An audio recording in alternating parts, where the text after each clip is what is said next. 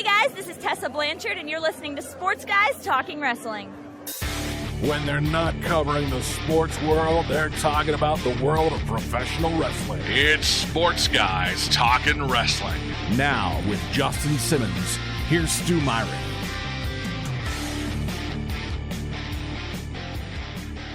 Josh Callahan is reeling. He's out on his feet. He's out on his feet. Tessa Blanchard. Here we go. Here we go.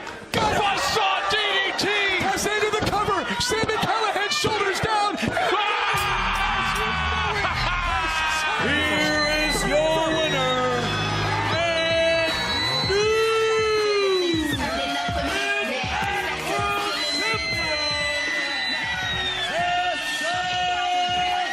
new life as we know it has changed forever. Tessa Blanchard is world champion.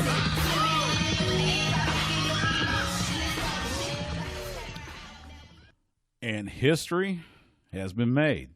Sports Guys Talking Wrestling, not on the horn this week because of Texas men's basketball. Stu Myrick, Justin the Smash Simmons. What's up, man? So I have to ask, are you trying to get us canceled? Am I trying to get us? Why? What do you mean, why? Oh, yeah, we got to talk. We'll have to talk about that. Audio courtesy of Impact Wrestling. Come on, that was a ballsy decision on their part. It was. I cannot say the word ballsy. And, you should have saw his eyes. And that's with that. Yeah, well, yeah, I forget. We're on podcast, so we can say stuff like that. Let's kind of circle back and let people know why, if they don't know already. Which, if they don't, if they're listening to this podcast, I'm assuming they understand what's going on. So this weekend, we don't have to delve too long into the whole backstory. Right. This weekend, Impact Wrestling brought Hard to Kill to Dallas. I was fortunate to be there in the press row with the likes of Mike Johnson and Nick Hausman, our friends, and saw Melissa Foss and Damian Garcia. It looked like it was a good time, that's for sure. Yeah, it was a lot of fun. We had a great time. Reese Kelly Graham from the Dallas Morning News was with me. We enjoyed talking to him. He wrote the piece on the Von Erichs. Nice. Leading up to the MLW show on Saturday night. We'll talk about that too. The main event, and it was one of those things. Are they really going to pull the trigger? Well, we talked about it the week before. Yeah, Sami Callahan defending the Impact World Title against Tessa Blanchard. Would Tessa Blanchard become the first woman to hold a top title in a major American wrestling promotion? And well, I wouldn't say a top title. I would have said the top title. That's what I said, the top title. Oh, I heard A, and I was well, China's already won the Intercontinental Championship at least once. The top title, the men's world title in an American wrestling promotion. Well, I guess never been done. Well, I guess the theory had never been tested. Yeah, it did. I was going to say, I don't think it's ever been exclusively a men's title when you really think about it. It's just that men exclusively were the ones that competed for it because it's a heavyweight championship. So that meant most of the time that you would have to be over 205 pounds. Right. Well, do you not remember Bull Nanako? I mean, she was over one. I mean, she's lost a lot of weight since then. Awesome Kong.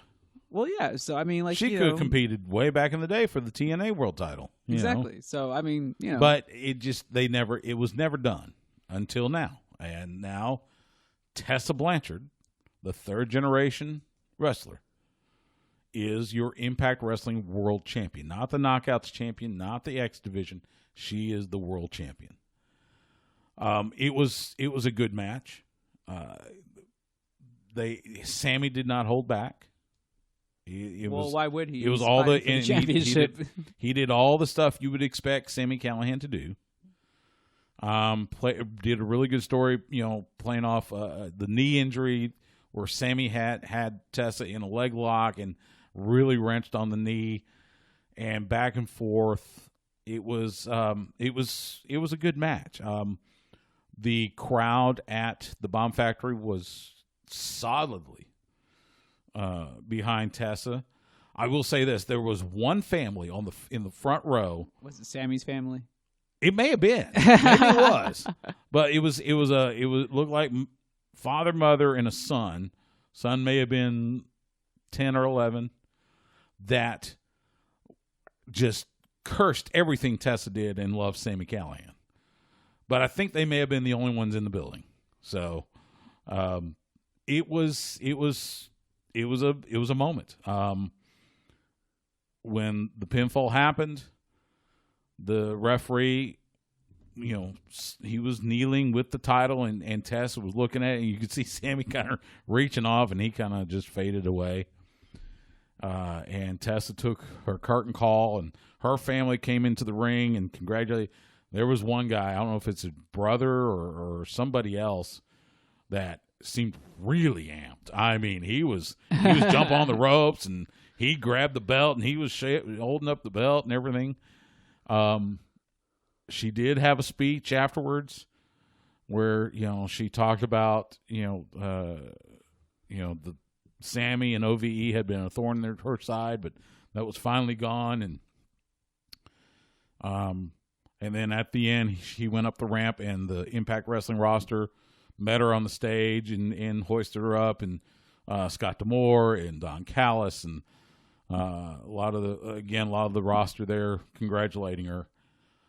It was a moment. It was interesting. Now, let's flash back to Saturday when allegations came out, and this all started with a tweet by Tessa, innocuous enough tweet. She said basically, let's, women, we should support each other. Let's be kind to each other. On the surface, seemed like a nice little tweet. Well, then it was, who was it? It was either Allison Kay, or it's Chelsea Green, from NXT. Yeah, but then called her out for bullying, and then Allison Kay called her out for bullying, and then apparently there was allegation that she used some racist language against a fellow wrestler in Japan a few years ago, and then it kind of just snowballed from there. I was going to say... What did you say? I mean, what did you think when you saw all that on Saturday? I mean, there's other people I knew that from this business that, they were like, oh, okay, so she's getting her comeuppance just at this time. It just happens to be at this time, but, she's getting what she deserved. I'd heard that too. There was even a report that came after... I think it came on Monday, where apparently there were attitude problems that prevented her from signing with WWE.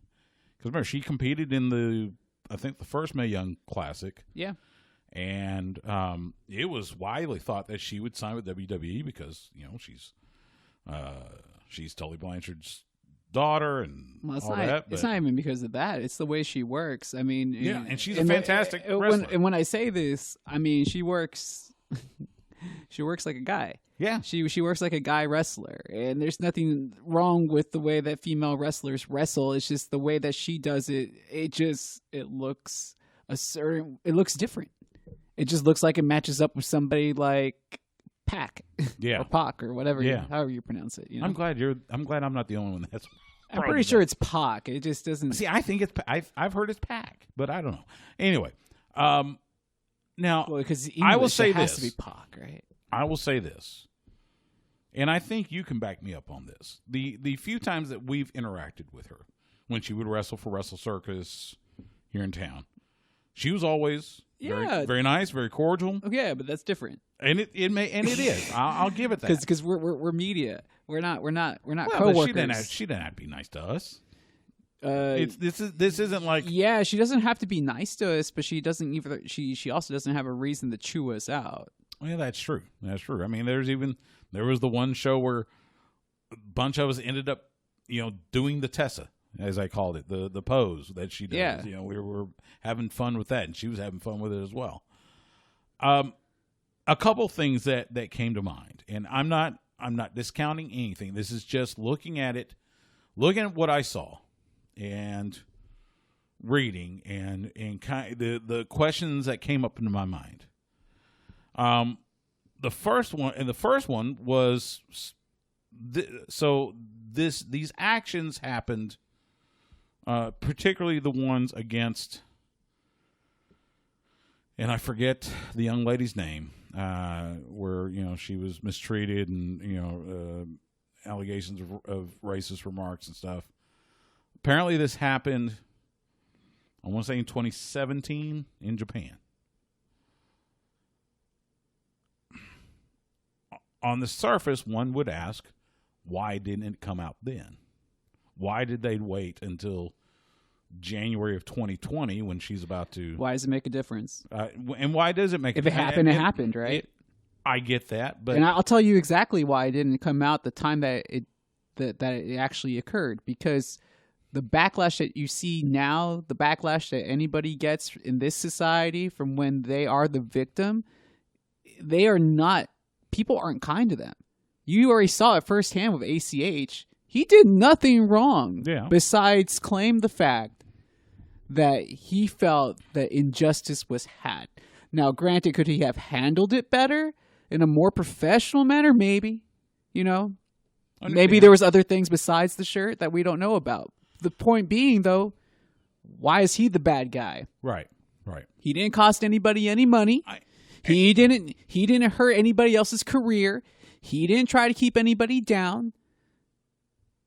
But the WWE, they get the pass, right? Right. Regardless of how the allegations have taken place, blah blah blah blah.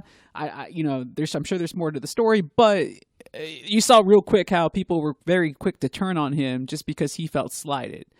I can imagine that there is a segment of wrestling fans out there that are probably blowing up whoever. I can't remember her name either, but that particular performer's Twitter right now, saying like, "Hey, why did you wait until this moment?" and you're showing, and that would be the reason why, because you don't always get the support. And I get that as well. I really do. Like I said, I don't know what happened. I've read what has been said happened. Now I will say, it does come down to a bit of she said, she said. So I can't pass judgment based on that. Yes, that is true. But at the same point, it is she said, but it's also been she said, she said, she said, she said, That's she true. said, she said, she said, she said, he said, she said, Yeah. he said, she said, and they say. Right. And the bullying, I've heard those allegations before. I guess I'm just I don't know. It's one of those things where it was obviously it was the worst timing for Tessa. In fact, during the pay-per-view, usually after a match, the winner, we'd get kind of a little media scrum with the winners. Oh yeah, but you definitely weren't going to get one with her that night. No, in fact, the PR people for Impact, I believe it was the match before that, which I think was the tag match. Anyway, they came out and said, "Look, we're not going to do press with Tessa. Hope you understand." Which, yeah, we do. Understand that we wanted to ask with their questions we want to ask, but we respect their decision. So, all that to say, I will say about this, I talk about getting canceled, right? I listened to some Cornette earlier today, and he's obviously a controversial figure in his own right? No. But when he was talking about something like, well, we don't know what had happened in the ring, if there was a botch or, a mess up, or she got dropped on her head, or there's something that didn't go right. And,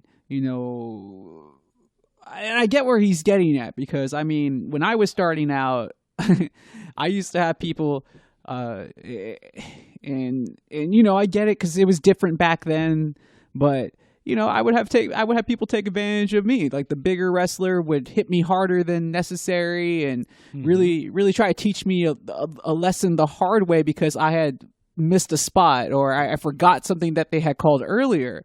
Now, look, if they want to be upset and they want to yell and blow off some steam because, you're trying to make your performance perfection, I get it. That's one thing. But the one thing that, and I totally understand if she was going to go off on a wrestler because of that, because I've seen that happen. But it's when you bring the racism into it. Like, and again, it's just an allegation, but if it is true, it's like, why is that necessary? There's no reason to bring the racism, even if they did mess up. That's where I have an issue with it, because I'm like, look, that's one thing if you're pissed at somebody because they messed up, but there's no reason to call them a derogatory term, especially a racist derogatory term, just because they might have forgot a hip toss. You're right. Absolutely right. Now, to be fair, it did come out, I want to say yesterday, that since that time, Tessa and this young lady have patched things up. Tessa apologized. The young lady accepted. And she was even wondering, why is this coming out now? So if that's the case, if she, my thing is, if she's forgiven her, then why do I care about what happened? But because it didn't happen to me. I know that's a very selfish way of thinking, because it's just like, okay, it didn't happen to me. That's exactly what you just said, Stu. It didn't happen to me. Right. When you're saying, it's like saying like, oh, why do we need universal health care? I'm not the one that's sick. No, that's not what I'm saying. What I'm saying is, how is that any different? It didn't happen to me. Okay, well then let me phrase it. Just hold on. And here's where, again, the old man yelling at a cloud is going to come out. I have a real problem with cancel culture. I hate it. I think it's the dumbest thing, and people on Twitter and social media as a whole get these manufactured outrages. That's the reason why Nick Jackson left Twitter. That's why a lot of wrestlers have left social media, because they're tired of the negativity. If look, people make mistakes. I get it. I make mistakes all the time. But if I apologize to someone and they've forgiven me, end of discussion. That's fine. That's one person. Apparently she owes a lot of people apologies. Well, and who's to say And you know what, man? If it happened, then try. You know what? I understand cancel culture being something. It's even hard to say. But in this case, though, it's just like, okay, wouldn't it just be more simple for her to not be a horrible person? Apparently, yes, I agree. I was going to say, so why? That's something we all should strive to be. And unfortunately, you and I both know there are those that will never do that. But at the same token, this is pro wrestling is a fan-driven entertainment forum, and you can perform in the ring all you want, but you're nothing without the fans. So True. I'm so thinking, are you saying the fans have no culpability in their conduct? What do you mean? I mean, I'm saying they have a choice. I say fans. There should be an expectation of how you conduct yourself as a fan.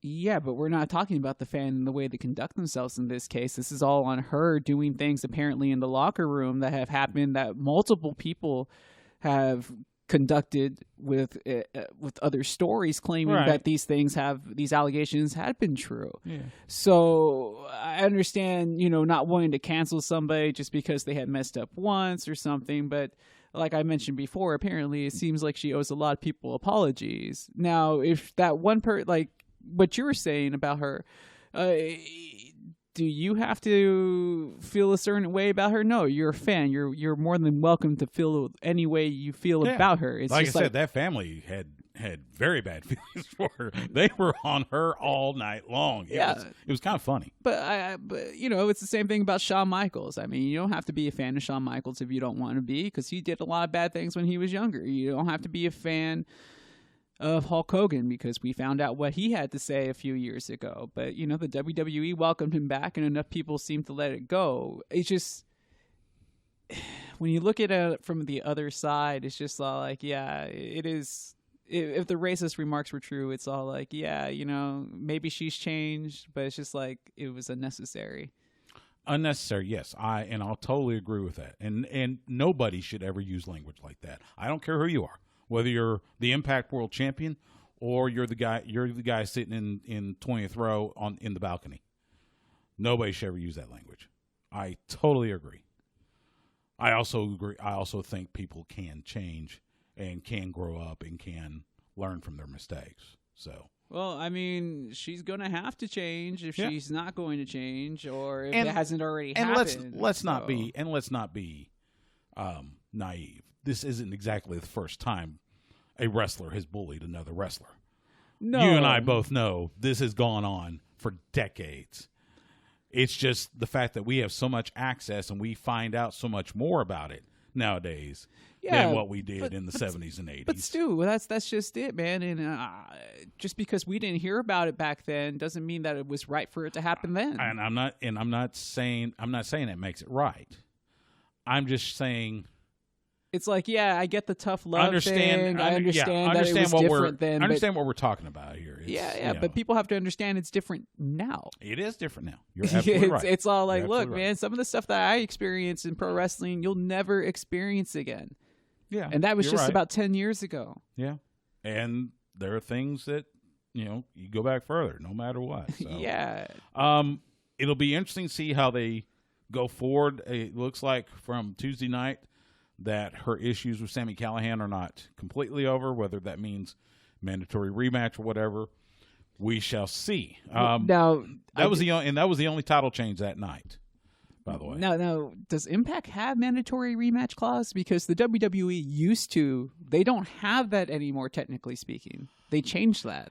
It's storyline. I'm sure they'll give him some sort of rematch just because that's tradition. So just because WWE stopped doing it, which I never had a problem with that. I'm saddened that we had to take so much time to talk about like the social stuff, but I do have to wonder because it's like they're not going to change their mind. Obviously, they're going to let her run with the title, and it's fine. Oh, and that was the thing that we were going when we got to the venue on Sunday. Oh, were they going to make a change? A lot of us were saying, will they still pull the trigger? Yeah, I mean, they needed the eyes. Controversy or not, and controversy creates cash. Right.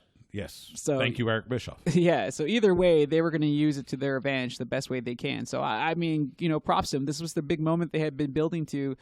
I think you would agree that good on the company for not letting the moment spoil the moment, and it seemed like it didn't affect the live crowd. It was about a 9-month build. I think you and I actually saw a piece of it at like one of the last Wrestle Circus shows. Yeah.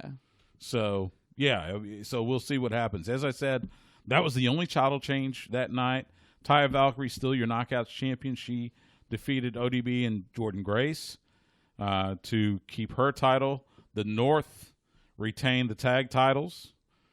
It was supposed to be the North versus Willie Mack and Rich Swann. Rich Swann apparently hurt his ankle, I believe, at a Impact event Friday in San Antonio, so it ended up just being Willie Mack against the North, but it was still for the title. And Ace Austin defeated Trey Miguel to retain the X Division title.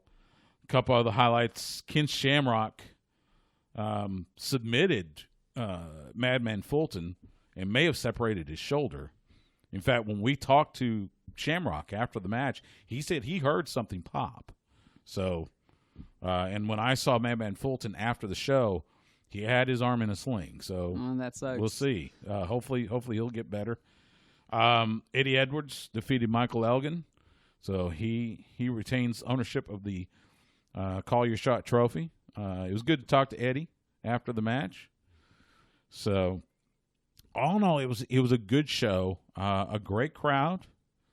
The other fun thing, and so we were sitting, so press row, if you were watching the pay-per-view, the stage was in front. We were in the balcony to the left, and so we could see most of the crowd.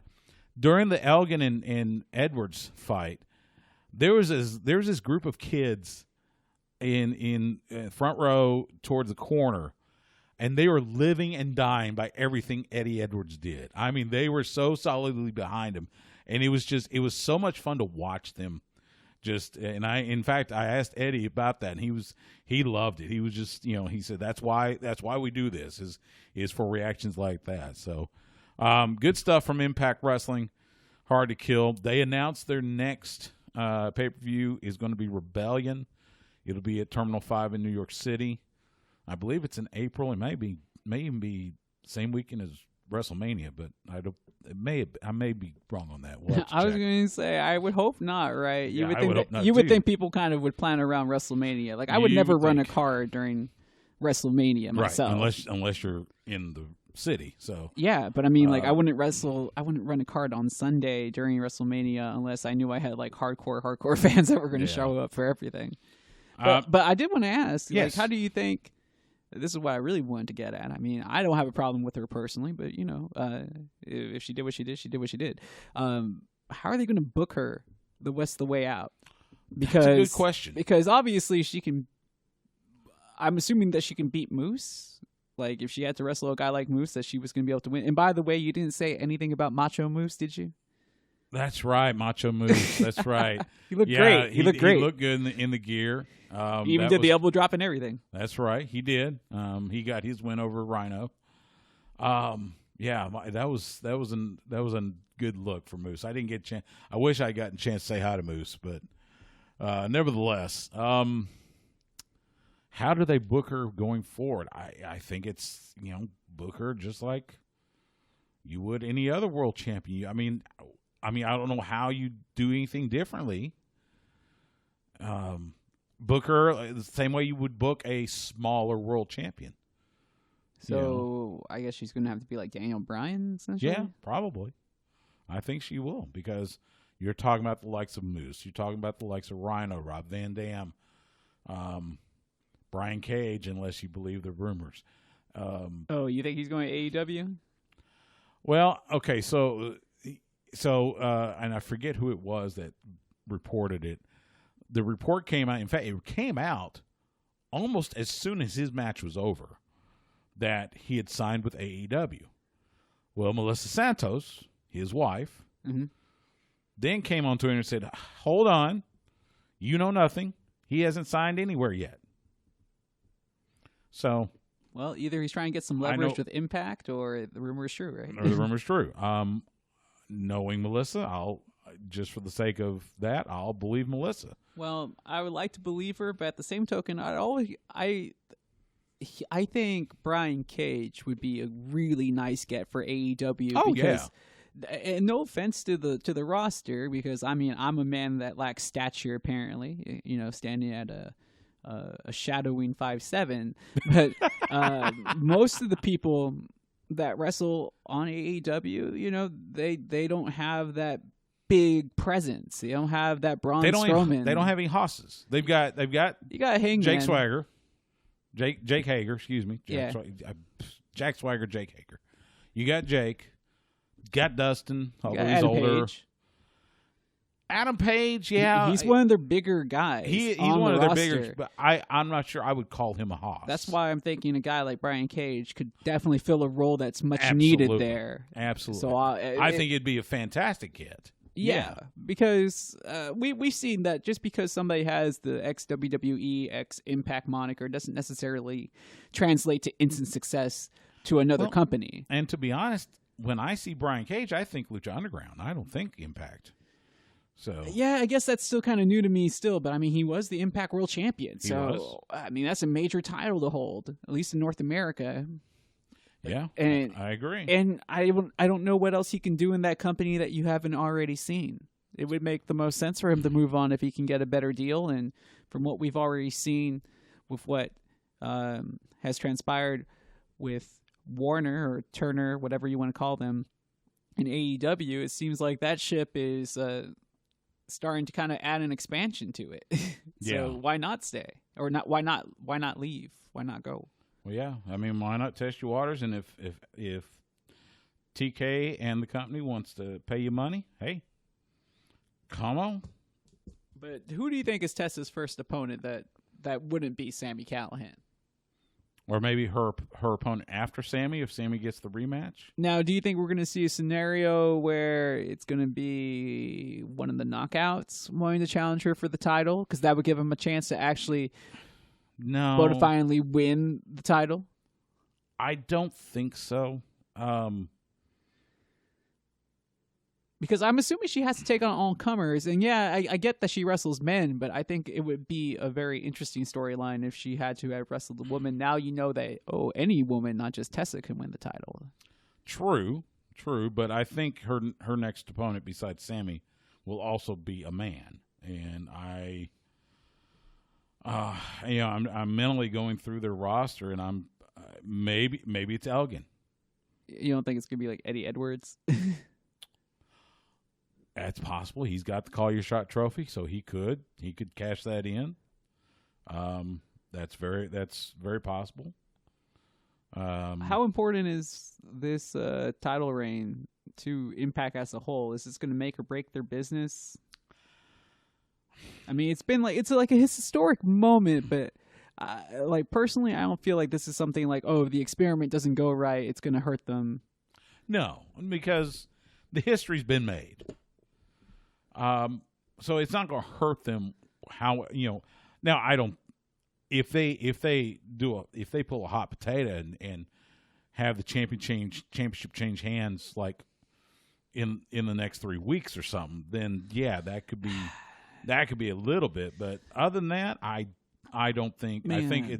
I think there's no real way for them to damage themselves. Now I have to play a little devil advocate here. Yes. Not take away from the moment. Don't Put your horns down, by the way. It was...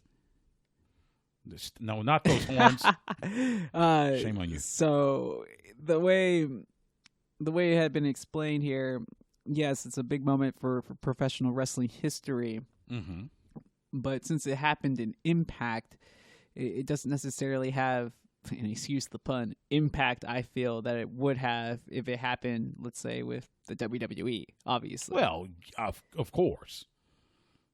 I mean, I feel, and just speaking from like the Booker's mentality, it seemed that all that Impact had was this one opportunity to really make a claim for themselves. And don't get me wrong, they have the only talent in the business apparently that could legitimately compete for the world's title that happened to be female. Yeah.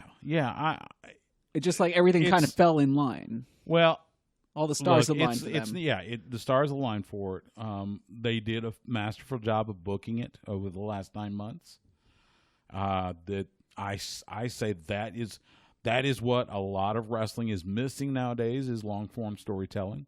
You definitely won't see that in WWE. Well, they have to put on. You're lucky if they go 2 months. Well, they have to put on a lot of shows. Well, but Impact does a weekly TV show. Now they don't do 5 hours a week. Exactly. It's different when you got to do 5 hours. You're going to run out of material. Although technically you got, one show, you got two top champions. One for one show, one for the other. So theoretically could happen. Plus you got a bigger roster. Much bigger roster. Well, I think we've already seen every possible Impact matchup that you had no choice but to use Tessa at this point. Yeah. Because it was going to be Edwards and Callahan again? It was going to be Moose versus Callahan? It was going to be Moose versus Edwards? And that is part of the problem is that their roster is limited. So yeah, their roster's thin right now. It's really funny. We were talking about like would ROH survive 2020?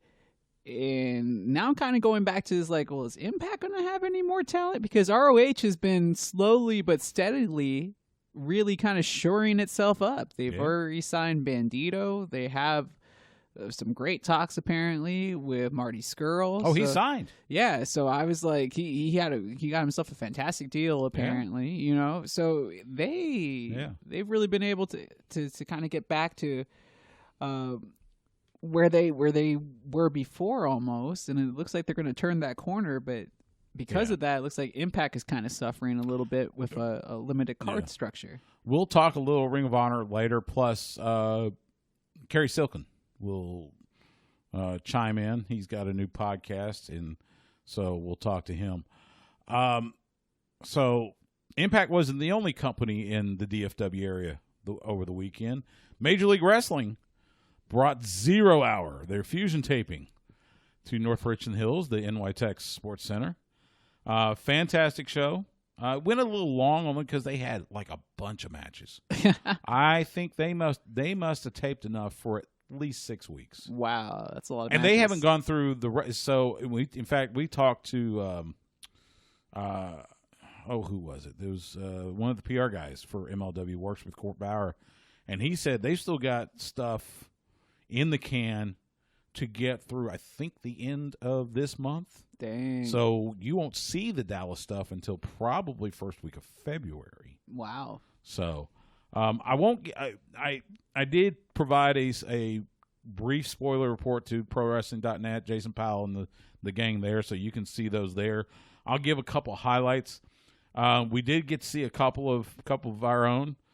Moonshine Mantell was in a dark match against Logan Creed. Logan Creed, very large man, had a real cool kind of a choke slam backbreaker. Yeah, where he took Mantell, put him up like he's going to do a choke slam, dropped him across his leg. Man, I would hate to. I was going to say I would hate to perform that move every night. Oh my gosh. Yeah. Like I have to admit, Stu, that's why I never found a good finisher, because it's like, which is the one that's going to take the least toll on my body every time I have to do it. Right. Chandler Hopkins, the young gun, faced Low Key. Impressive match by Chandler. Shoot, there was one picture, and Chandler put this on his Twitter. There was a shot of him doing a moonsault, and it was looking up. Oh, what a picture! Fantastic. He had a great showing. I mean, earned Low Key's respect. Oh yeah, I was like going to say it was all over Twitter. People were and just Low like, Key was, and Low Key's one of the best in the business. So ever. Chandler Hopkins, especially that style. And we've been saying this for a while, ever since we've known Chandler. He's one of those kids you need to watch, because he's going to find his way. He's going to find a star, and it's gonna be really good. Putting in the work. Yeah, he really is. Some of the other matches, we did see both the Von Erichs. Not together, though. Not together. They were in singles matches. Ross taking on Filthy Tom Lawler. This feud because Lawler has turned his back on the Von Erichs. Lawler has reformed Team Filthy. Oh, okay. With Dominic Guarini and who was it? Eric Stevens, the new Team Filthy. Saw King Mo in a wrestling match. Good to see him. Haven't seen him in a while. Yeah. Marshall beat up your boy MJF. I thought we're not doing any spoilers. Yeah, but that one I'll spoil because it's MJF. By the way, MJF has finished his commitment with MLW. So he is now exclusive to All Elite Wrestling. Well, it was only a matter of time. Yeah. So he bid farewell to his Dynasty partners, Hammerstone and Richard Holiday. So it was good to see Ross and Marshall. Got to hug their necks. And then, saw Ross and Marshall before the card. Great to see them as always. So we get done with the card, and I get in the car, and I'm starving, so I roll to, there's a IHOP right down the street from the venue. So I go in there, sit down. You didn't get my splashberry drink, and you didn't rough it up a little bit more, and so you could wait till Waffle House. Well, I was hungry, and that was close by. So, as I'm getting ready to take my order, here comes Ross and Marshall. So, enjoyed a nice meal with them and their family, and really good to see those guys. And that's cool. Yeah, Kevin even sent me a random DM on Twitter last week to say, "Hey, how you doing?" So shout out to Kevin Von Erich. Let's see what else. It was all in all a good show. MLW's really working hard. They announced They have signed with ICM Partners, which is a firm that's going to help them negotiate new broadcast rights. So it looks like MLW looking for maybe a bigger platform than beIN Sports. The rumor has been he's been trying to get on Showtime. That is a rumor. I've heard that as well. And I can see that happening. I mean, that would be really cool. The only thing that sucks is that, it's just a premium channel. But I can understand most people weren't able to get beIN Sports already as it was. But at the same token, it's like, I already had beIN Sports. I don't want to have to shell out extra just to get Showtime. I guess I'm going to have to watch the highlights of MLW like I was already having to do already, I guess. Yeah, they've so ICM Partners signed Major League Wrestling, negotiating new broadcast and streaming rights deals for the burgeoning league. They're also going to represent MLW with the launch of MLW Studios, a multi-platform media studio offering a slate of original scripted and non-scripted programming. Oh, good. There might be a job for us after all. Hey, Court, talk to us. I did get a chance to talk to Court. It was good to talk to him. Nice. He wants to bring MLW to Austin. I said, let us know. Yeah, we'll try to help you out as best we can. So, all in all, a great weekend in Dallas-Fort Worth with Major League Wrestling, Impact Wrestling. Love those double shot weekends. Speaking of which, when we come back, we got a double shot of our own right here in Austin. Game Changer Wrestling, Inspire Pro Wrestling, having shows at the Blue Genie. We will talk to Kevin Gill, the voice of Game Changer Wrestling, my broadcast partner from last year's Atlanta events. We'll also talk to Max Meehan, the co-owner of Inspire Pro Wrestling. That's coming up next on Sports Guys Talking Wrestling. I'm a bad boy. Hey, this is the bad boy, Joey Janela, and you're listening to the Sports Guys Talking Wrestling.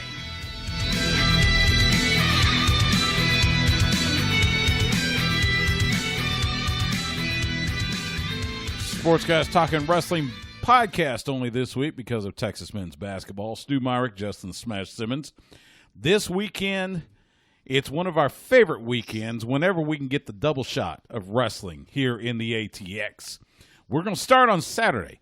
Game Changer Wrestling brings its unique style of grappling action to the capital city.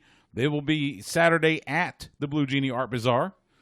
And to help us break this down, joining us on the Vaqueros Cafe and Cantina hotline, he is the voice of Game Changer Wrestling and a man that I get to proudly say I shared a mic with almost a year ago to the date for two great events in Atlanta.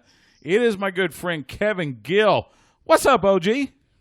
What is up, Stu Myrick, and what is up to everyone in the great city of Austin, Texas, and who's listening around the world through the power of podcasting? Man, it's good to hear your voice. How are things in San Francisco there? They're fine. Just plug it along. We got a burgeoning scene here in the San Francisco Bay Area, including West Coast Pro Wrestling, who's going to be making their independent wrestling or indie wrestling TV debut this Friday with a big show featuring AJ Gray and Hammerstone and a whole bunch more. So it's good to see California getting some shine while Game Changers running with that flag around the world. Yeah, man, this is exciting. Game Changer Wrestling presents Take a Picture. Again, it is this Saturday. Bell time at 8 p.m. It'll be at the Blue Genie Art Bazaar. Of course, also the home of Inspire Pro Wrestling. And you can get your tickets now. Let's go through well, first of all, before we go through the card, tell the folks in Austin and around the world that may not be familiar, give them a taste of what Game Changer Wrestling is all about.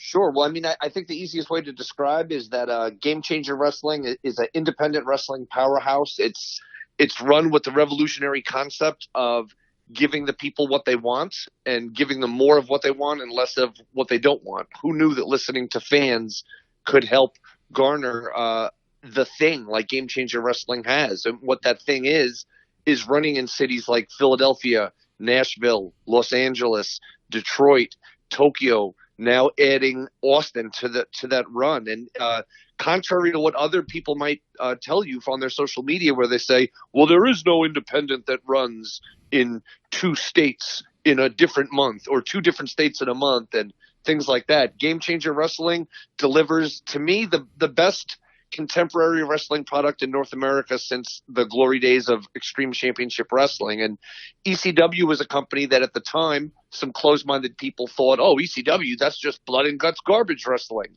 But in reality, ECW was a very diverse product that helped launch North American careers or American careers for everyone from Eddie Guerrero and Mick Foley and Steve Austin and Rey Mysterio, and as well as the Sandman and New Jack and all these people. And I feel Game Changer has a lot of parallels because they're introducing the world to some of the most state-of-the-art, high-flying wrestlers while they're redefining what's possible in ultra violence, with Nick Gage and his MDK movement. So to me, what can the fans of Austin expect? They can expect the best damn wrestling show that they've seen in some time, and that it's something that has a very unique spin and just features the cutting edge of wrestling talent globally.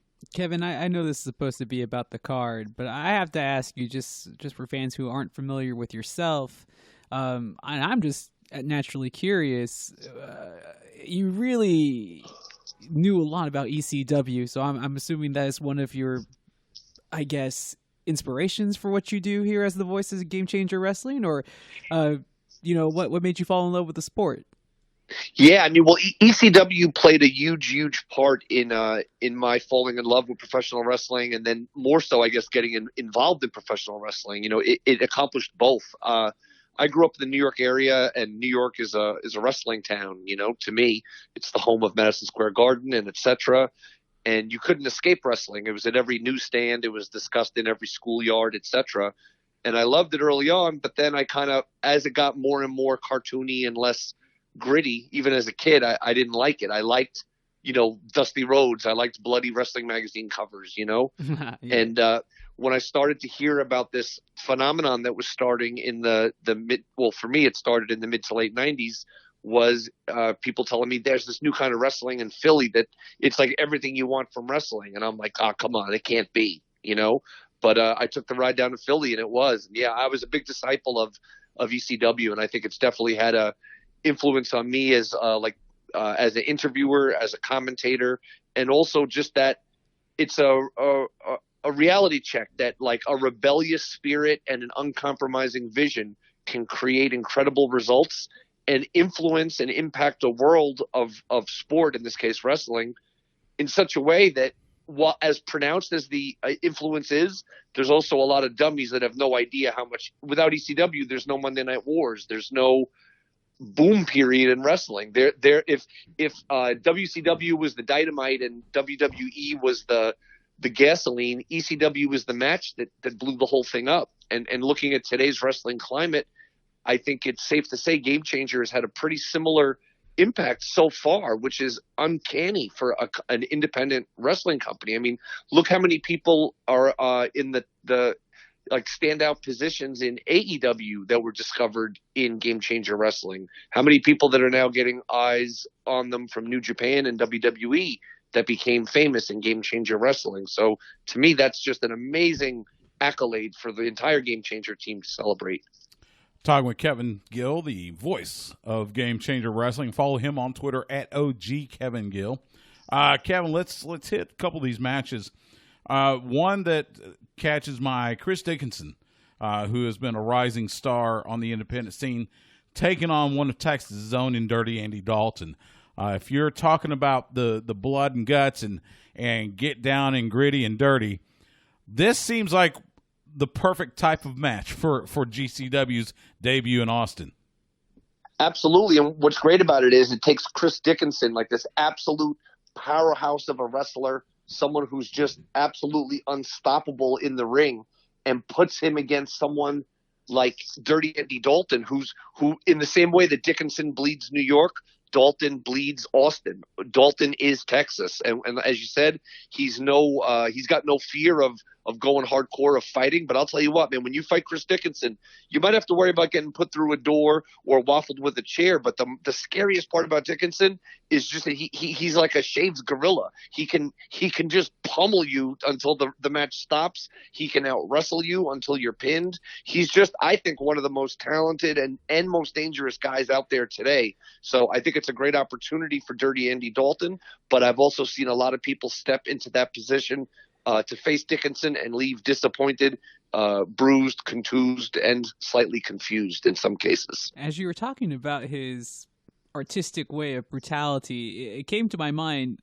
I don't know if you have the answer to this question, but so all the accessories, if you will, that will be used on this particular day in Austin that Saturday. Do you guys pick up all those materials and transport them down here, or do you guys just go to city and just pick up whatever you guys find? I'm happy to announce that Game Changer Wrestling supports and stimulates the local economy of every city that Game Changer appears in. It's not just the bar business and the restaurant business. It's also the it's not just the strip clubs either, is hardware. Yeah, So let's see. I'm trying to think. I think there's a Home Depot right near there. So Home Depot, be on the lookout. Talk with Kevin Gill from Game Changer Wrestling. Game Changer Wrestling. Take a picture this Saturday at the Blue Genie Art Bazaar. The match that thrills me and frightens me. I already know where this is going. you mentioned him, Nick Gage, who we've seen here in Austin, saw him at Inspire Pro a few times, taking on Alley Cat. Now, we are preeminently familiar with Allie. Hey, we knew when she was starting out. That's right. Like, I remember seeing her after the match. She's like, "How's this working out?" And I was like, "If you keep on going at it, it's going to work out for you." I just had that feeling. She trained here under the great George De La Isla, and has found her name, found her way through the independent scene, and has kind of grown an edge since she left Texas. Well, she's coming back. Grown an edge or lost the straight edge that she used to be ruled by. Yeah, maybe. But now she's going up against Nick Gage. Should we be getting ready to notify her next of kin? Yeah, I got to say this. Alley Cat, as you said, she's made her name. She's continuing to build her rep, wrestling all over the country. And she's seemingly fearless. I've seen her in there with a lot of people that you would think most people would think twice to compete against. But Alley Cat versus Nick Gage, the only thing I can hope and pray for Alley Cat is that being in the hometown where she's from originally, that whether it's additional support from the venue, from the audience, from local PD, whatever it might be, I just hope that she's able to get through this, because Nick Gage is not anyone to be taken lightly, not a joke, and obviously is the product of some of the finest or most dangerous penal facilities in these United States. Yeah, that's probably a really good way of putting it. I was just going to say, we bring some White Claw for her. That might really boost her chances. Yeah, well, definitely it'll help her. It'll help ease the pain and maybe take some of the edge off. She's definitely going to need to be White Claw wasted. Yes, she is a big fan of White Claw. Another match that I noticed, Dash and Chris Bay, we've seen quite a bit, taking on Alex Zane. Tell us about Alex Zane and what you expect when he faces the Dashing One. Well, the thing about Alex Zane is a wrestler that I had never heard of before, and I'm terrible with dates, but I'll always remember that it was America's birthday. July 4th of 2019 was the first time I saw Alex Zane wrestle, because it was on the Game Changer Wrestling Backyard Wrestling event that they had from an undisclosed location in rural New Jersey on Fight TV. And I didn't know what to expect from all of the talent on that show, but Zane just stole the damn show. He was doing flips off of houses. He was doing all kinds of maneuvers that captured not just my attention, but kind of the attention of the world. I know famous Japanese wrestler Sima was watching the pay-per-view. He started retweeting GIFs of Zane. Will Ospreay and others saw these GIFs. And then by the end of the day, Zane was booked for his first tour of Japan just off some GIFs that happened. And ever since then, literally on every Game Changer show since then, Zane has stepped up, showed out, and is arguably one of the most revolutionary and high-flying wrestlers currently working today. And the fact that he's toiled and developed in essentially complete obscurity allows all of us to kind of discover him at the same time and watch his meteoric rise. He's back from a tour of Japan. He just made his New Japan debut in the United States. He made his Ring of Honor debut. And it's all off that platform of having appeared at Game Changer Wrestling and, of course, being as talented as he is. So when you take someone like him and you put him with Chris Bay, an amazing talent coming out of Las Vegas, been paying the dues, doing the grinding. Bay hasn't had that definitive moment yet that just kind of is like, attention world, here is Chris Bay. But what Chris Bay has been doing is turning up the temperature more and more until that water gets to a boil. And it seems like with each passing week, Chris Bay is becoming that guy, a guy who's so damn good in the ring that his stock is just rising everywhere he goes. And I think this showcase match is going to really give the winner a lot of momentum going forward. I think you're right. I know we saw Chris Bay on Ring of Honor a few weeks back aligning himself with Shane Taylor there for a bit. So, yeah, Chris Bay really making a name for herself. That should be a great match. Before I let you go, I want to do one more match. Nate Webb taking on absolute Ricky Starks. Nate Webb, an absolute veteran of the game and has been around and done it all. Ricky Starks, one of the hottest up and coming stars. Of course, we've seen him on NWA Power. He's the current Pure Prestige champion in Inspire Pro. Give us your thoughts on Webb versus Starks. Well, I mean, Ricky Starks, like you said, I mean, I believe from the first time I got to call a Ricky Starks match a couple of years ago in Austin, Texas, and I was incredibly blown away by not just his ability as a performer, because I was, but also I was impressed quite candidly with just his realness, that he was a real deal dude. He was a person that I enjoyed and seemed very sincere, to be around. So he's been a guy that when I talk to people off the record, I'm always wondering, like, man, how come this dude isn't doing more? How come he doesn't have more opportunities? He has a great look, a great style, great attitude, everything. And it seems like this year now, 2019 into 2020, other people are starting to notice. So Starks is that guy, with the Texas background and what he's doing in NWA now. I think his stock is rising, and it's still obviously the sky's the limit for him.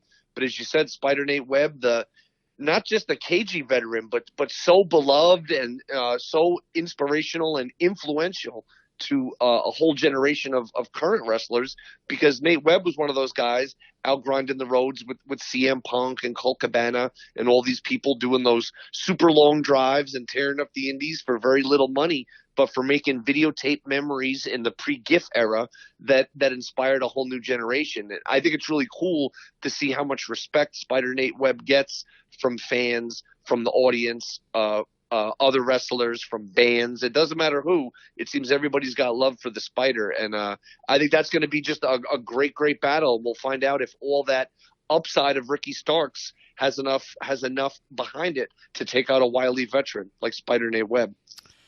Yeah, that'll be a fun match. Game Changer Wrestling, take a picture. It is this Saturday at the Blue Genie Art Bazaar on Airport Boulevard here in Austin. Bell time is 8 p.m. Tickets are available on Eventbrite, and you can stream it live on Fight TV. Our friends at Fight TV do such a great job with independent pro wrestling. And you can hear the dulcet tones of Kevin Gill. Follow him on Twitter at OG Kevin Gill. Kevin, it is always good to talk to you. It's been Absolutely. too long. I look forward to seeing you on Saturday. Look forward to seeing you at GCW, and hopefully afterwards we'll go grab a bite and trade some really good stories. Absolutely, Stu. It's really an honor. I'm grateful you thought of me to have me on today. I can't wait to see all the great people of Austin, to taste the food, to drink the beer, and just experience this incredible wrestling product that's going down Saturday night with Game Changer Wrestling, but also Sunday with all the good folks from Inspire Pro Wrestling. So just shout out to the world. I'm happy to be here, and I can't wait to see you. Sounds great. Thanks, Kevin. Thank you, sir. Take care, guys. Great to talk to Kevin Gill from Game Changer Wrestling. That'll be a fun show on Saturday night. Like we said, it won't be over, though. It won't be the end of wrestling this weekend. We got a double shot, because on Sunday, Inspire Pro Wrestling returns to the Blue Genie with new Ecstasy of Gold. That is this Sunday. Doors open 5:30 p.m., bell time 6 p.m. You will be able to see it if you are not in Austin on the High Spots Wrestling Network with myself and Eamon Payton on the call. I was going to say, talk about dulcet tones. Dulcet tones. And to help us break this card down, we went all the way up. We went all the way to the top of the mountain. He is the co-owner of Inspire Pro Wrestling, joining us now on the Vaqueros Cafe and Cantina Hotline. Max Meehan, how are you? I'm doing all right. How are you guys doing? Doing well. It's been a while. I was getting an itch because I haven't seen any Inspire Pro Wrestling in several months. So it's good to have Inspire Pro this month. This is going to be a fun card, and it's going to set the tone, I think, for 2020. 2020 is looking really good for Inspire Pro. Yes, sir. Yes, sir. Let's talk about a couple of matches. Let's go with the main event. Let's go with the for the Pure Prestige Championship.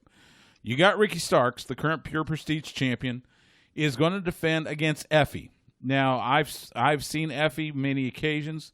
This is one of the hottest names on independent wrestling. Ricky Starks, not only is the Pure Prestige champion, he worked hard to get that title. His star is rising with the NWA and elsewhere. This is going to be one of those matches where you wonder if Ricky might have kind of his attention divided, so to speak. Yeah, he definitely has built up an incredible momentum with some phenomenal performances within our company. But you also kind of get the feeling that he's really being pulled in many directions as his profile continues to rise with NWA. Yeah, this is going to be a hell of a match, and I think Ricky's going to have to work hard if he wants to stay Pure Prestige champion. I wanted to ask, Max, was getting Effie to appear on this card, was it something that you guys had planned, something that you wanted to work with him for a while, or was this something that kind of just fell into your past, so to speak? Well, what's interesting is that Effie has a relationship with GCW, and I have a feeling they wanted him here in Austin for their show on the Saturday, but unfortunately he had a previous booking, so he's flying in on the Sunday to be a part of our show. So it's a nice little nod to GCW. You know, there's a little bit of continuity between both cards in terms of the roster this weekend. And this is definitely a match that we've wanted to do for quite some time. It's just that the pieces never really aligned, and they just so happen to align this weekend. Yeah, I'm really glad they have aligned because it's going to be a hell of a match. Something that we've kind of changed course on. So Lawless Darkness, the current Lawless Darkness, Cody Lane, his term expires, and the last few years it's been a tournament. Well, this time it is going to be a one hardcore elimination match where Cody Lane is in it, as well as Dmitry Alexandrov, the Bear Fighter, the Dangerous Dame Alabama, Blake Christian, the Scholar Ethan Price. We know the troubles that he and Cody have had, and a mystery opponent. Let's talk about Cody because, he parlayed that Lawless Darkness into winning the Undefinable Championship, defeating Delilah Doom, and has taken a lot of shortcuts, much to the chagrin of his former friend, Ethan Price. But now that his Lawless Darkness his term is over, now he's got to fight for it in this multi-person match, and it's one night, one match, winner take all.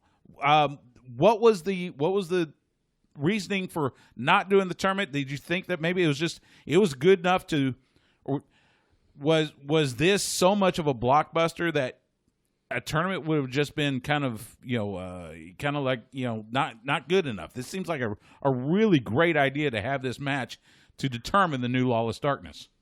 Well, in the past, we have done tournament matches over the course of several months, but due to venue issues, particularly Blue Genie being off the table for several months, it didn't give us a lot of time to build up. But we felt like we could assuredly say that we had people in our own in our own mind that fit the criteria.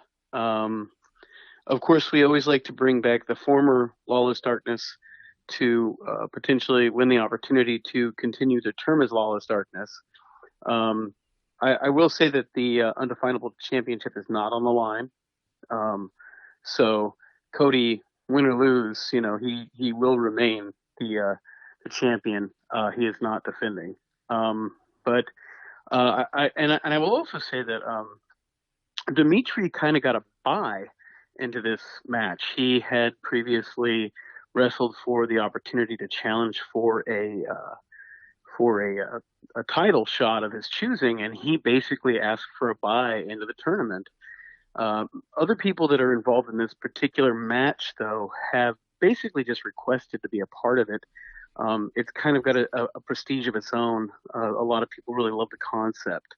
So it was fairly easy to kind of like throw the stew together, so to speak. And for those that don't know, Lawless Darkness basically means if you win Lawless Darkness, it means for the calendar year, you do not have to abide by the rules. You cannot get disqualified.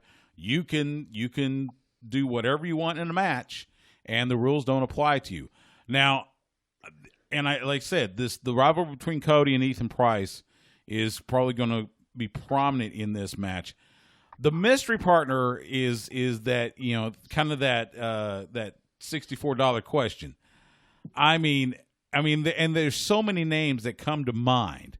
Now, I'm sure you probably know, but this mystery partner, this could throw a wrench into everything, right? Yeah, absolutely. All I'm really willing to say is yes, I do know who it is. It is somebody who has a history with the company, has been with us before. It's been quite some time since we've seen them, and I think a lot of people will be very excited. In fact, I really routinely hear the question, where did this person go? Okay. And so this will be interesting. I'm interested to see how people really respond once they step through the curtain. Good to know. A former Inspire Pro star coming back. Okay. Good to know. Like we need like 20 questions after that. It's were they a former champion? That's okay. Because I like surprises like this. So let's leave it as a surprise, and I want to be shocked. But for the internet, Stu, the internet needs to be taken care of. I don't have to take care of the internet. No, I'm not Al Gore. Steve Areno, he has gone through a transformation over the last several months, and it stemmed out of the frustration over him not getting a shot at the Pure Prestige title. And he's been on this tirade ever since about how he is, he's unappreciated and he's always looked over. He's going to get a chance to, I guess, prove himself in a gauntlet match against the three men that challenged Ricky Starks at our last event, Team Super Academia, Joe DeMauro, Mark Champion, and Prince Adam. Talk for a second, because you know Steve as well as I do. I probably know him a little bit better than you probably do. And how disappointed are you in this change in attitude, so to speak, for the Pinfall Windsor? I honestly, I think that inside of him, the Steve we know is still there. But I also think that what we're seeing has always been there as well. Steve is a great example of how human duality works. He works incredibly hard, and I think when you put as much effort and time into the businesses he has, he typically tends to be a little more diplomatic, a little bit quieter. Whereas there are other people out there who are more adamant, more demanding. They push for themselves. They fight for themselves. And Steve has always been the kind of guy who's been very self-conscious and almost too timid at times. And now I think he's kind of shucking that. He really wants to be where the other guys are that he's been working alongside for so many years. I mean, he's been working alongside guys like, ACH and, Ricky Starks, and he sees them rising to this level, and he doesn't quite understand why he hasn't been elevated to that stature, as he feels he is as talented as anybody else in Texas. Well, and I think he is. I really do think he is that talented. It just seems like he is. I mean, I'm all for grabbing your opportunity whenever you can get it, but it just seems like he's been a little too aggressive at it, and kind of going against the Steve Areno that Inspire fans grew to love. So whatever happens with this match, I hope that he is able to attain whatever it is he wants to attain. It'll be interesting because these are guys that he's had a hand in training. I think you also see him working alongside of guys that are slowly climbing the ladder, and he feels, I think, in some respects like he's being ignored and overlooked because he's so quiet, and so he feels that he now is his time to roar, so to speak. Yeah, I think you're right. Talking with Max Meehan, the co-owner of Inspire Pro Wrestling. New Ecstasy of Gold this Sunday at the Blue Genie Art Bazaar, 6 p.m. bell time. Doors open 5:30. A tornado tag team match. As violence goes, this match could raise the level beyond what we have seen in recent history. You've got the team of Shag Nasty, the new duo with Andy Dalton, Moonshine Mantell, who have had such a history going against each other and pairing each other. Now they're back together. But they get to run into two guys that might be dirtier and nastier than them in Spider Nate Webb and Mance Warner. This is going to be one of this. Mance recently just had a run-in with these guys. Yes. I mean, it was a different tandem, but the trifecta of Ryan Davidson, Andy Dalton, and Moonshine, it's interchangeable. It's Freebird-esque, if you will. But Mancer's got another chance to kind of see if he can give it a go and come out on top. It'll be interesting. Moonshine is definitely at the top of his game right now in Texas. That guy is just in peak condition. His attitude is there. And of course, we were conflicted about how we were going to structure this, but I think that when you put these combustible elements in that ring, the idea of rules just kind of go out the window. Yeah. I don't think we'd be able to really control them anyway. So, we kind of lifted all constraints, and it's going to be wild. It is. I mean, I just saw Mance Warner on Saturday have a barbed wire match with Jimmy Havoc, and so he's going to go through. He's gone through that. Now he's going to come down here, rip snorting, ready to fight, and then he's got Spider Nate Webb with him. I don't know who I feel sorry for more, and I not to mention the fans may want to keep an eye because this will spill outside the ring, and you might want to keep an eye on your beer and keep an eye on yourself because they could end up in your lap. So just be careful there. All these guys are cut from the same blood-soaked cloth, so and certainly I know Dalton has got to be just crackling, to get in the ring because I've noticed something about him over the last year. He's definitely developed a sadistic streak. He really enjoys dealing it and taking it. He's a beast. Yeah, he really is. Last match I want to go over with for the Inspire Pro Championship, you've got Luigi Primo, who shocked everybody by defeating Jay Sirius at the last event. He is the Inspire Pro champion. His first title defense, and kind of two ends of the same stick here. You've got the returning Alley Cat, who has found her way, on the independent scene, kind of gained a little bit of a sharp edge, if you will, sharpened her claws, so to speak. So you got Alley Cat, but then you also have the other member of Shag Nasty, the aforementioned ruthless Ryan Davidson. You talk about a tall order for your first title defense. Luigi Primo going from the frying pan into the fire on this one. Right. And it is one fall to the finish. This could really wind up being Luigi's first and only defense, and he doesn't even have to get pinned. Davidson could be pinned by Alley, or vice versa, and he could lose that belt. So he's got to really step up and be on guard. Yeah, absolutely right. Inspire Pro Wrestling's new Ecstasy of Gold this Sunday. Tickets are available at inspireprowrestling.com. Doors open 5:30 p.m. Bell time 6 p.m.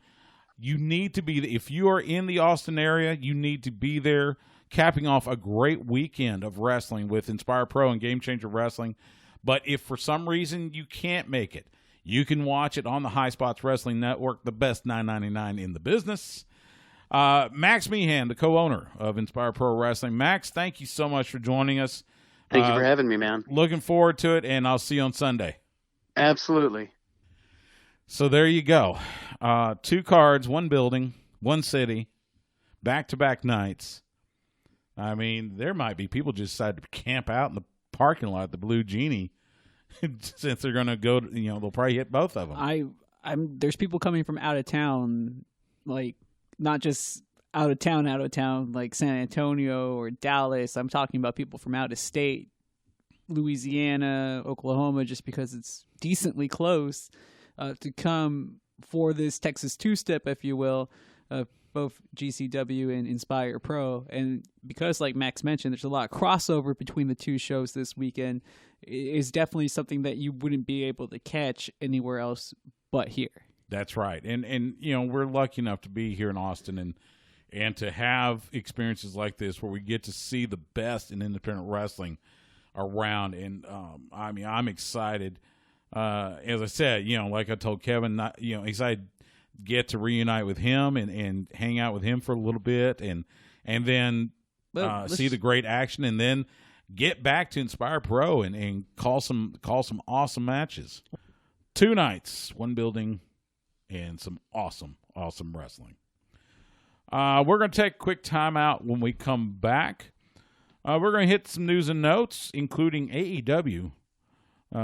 Announced a big deal that it's going to make a lot of AEW fans happy. That and more coming up on Sports Guys Talking Wrestling.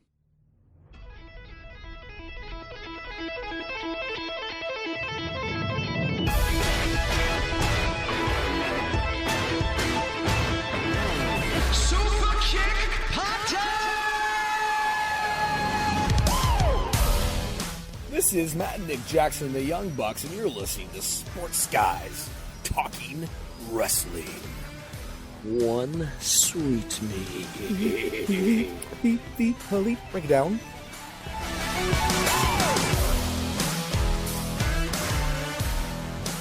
Sports Guys Talking Wrestling podcast only this week because of Longhorn men's basketball. Stu Myrick, Justin the Smash Simmons.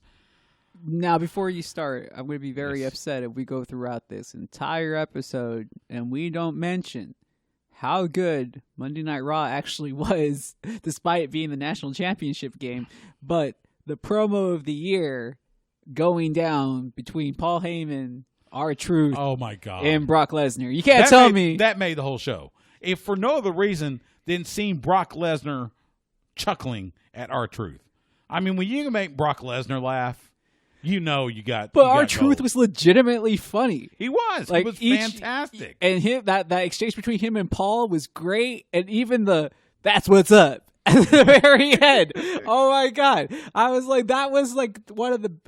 Obviously I didn't get to watch it live, right. But it was one of the best things I had seen on WWE television in quite a while. It was really, really good. That was a lot of fun. It really made the night on Raw.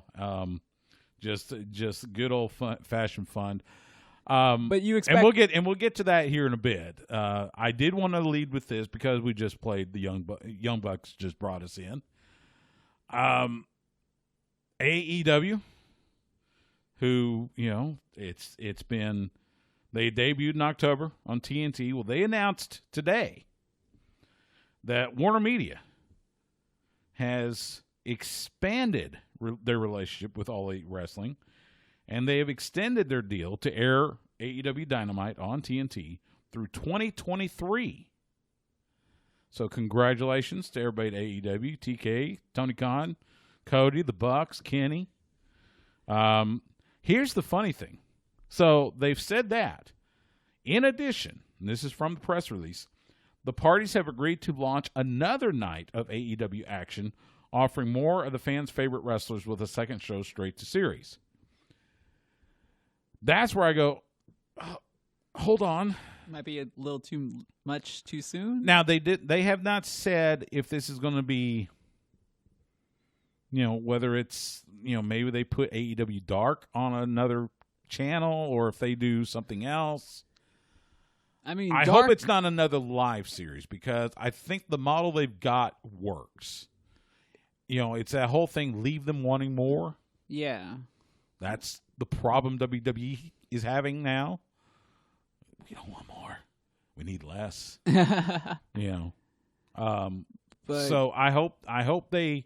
But I mean, if they try to turn it into a competition with WWE, they're not going to. I mean, but isn't that essentially what they want at some point? Like and I'm not talking about like Cody or the Bucks or even the fans, but I'm just thinking as a businessman, because I mean, if I had that type of money and I'm throwing down what they're throwing down in order to make all this happen, and the networks are seeing that this is going to happen, they want to maximize their dollar as much as possible. So what do? You go toe-to-toe with the biggest competitor possible and try to take some of their percentage points.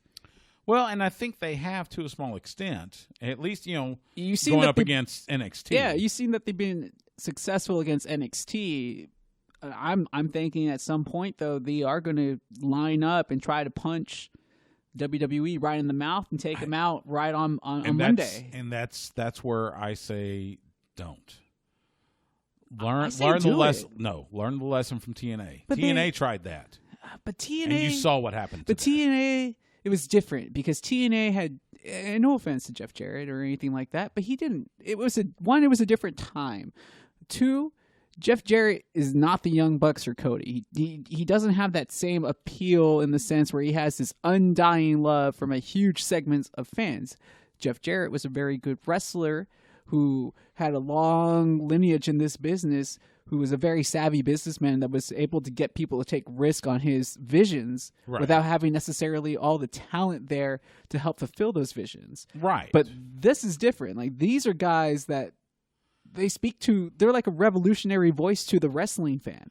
The way that I see them on Twitter, the way that I hear people talk about them, like they're almost like gods.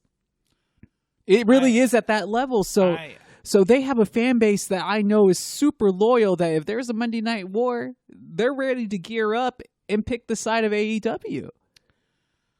I get that. I don't think it's that different. Yes, AEW is in a much better position right now than TNA was to take them on head to head at any time. At that point, and remember that was when Dixie Carter was running things. Yeah, that's right. And she had Hogan and Bischoff, which, let's face it, that was an unmitigated disaster. It was a little past the sell by date. Oh, it was way past. Well, I mean, there were lumps growing. It was so. For them to take that, where they say that they had Ric Flair's last match on TNA, or do you just try to forget that? I'm trying to forget it. So they were in no position to compete with Raw. I would steer clear, and let's not forget, the only reason AEW is competing with NXT on Wednesday nights is because Vince decided to counter program. Because remember, AEW had Wednesday night all to themselves. And then all of a sudden, we're going to put NXT on USA on Wednesday nights. Yeah. So, I don't think AEW is trying to go head-to-head. Yeah. I would strongly caution, especially on Monday nights. Because let's also not forget, for about 4 months of the year, Raw takes a dive because of Monday Night Football.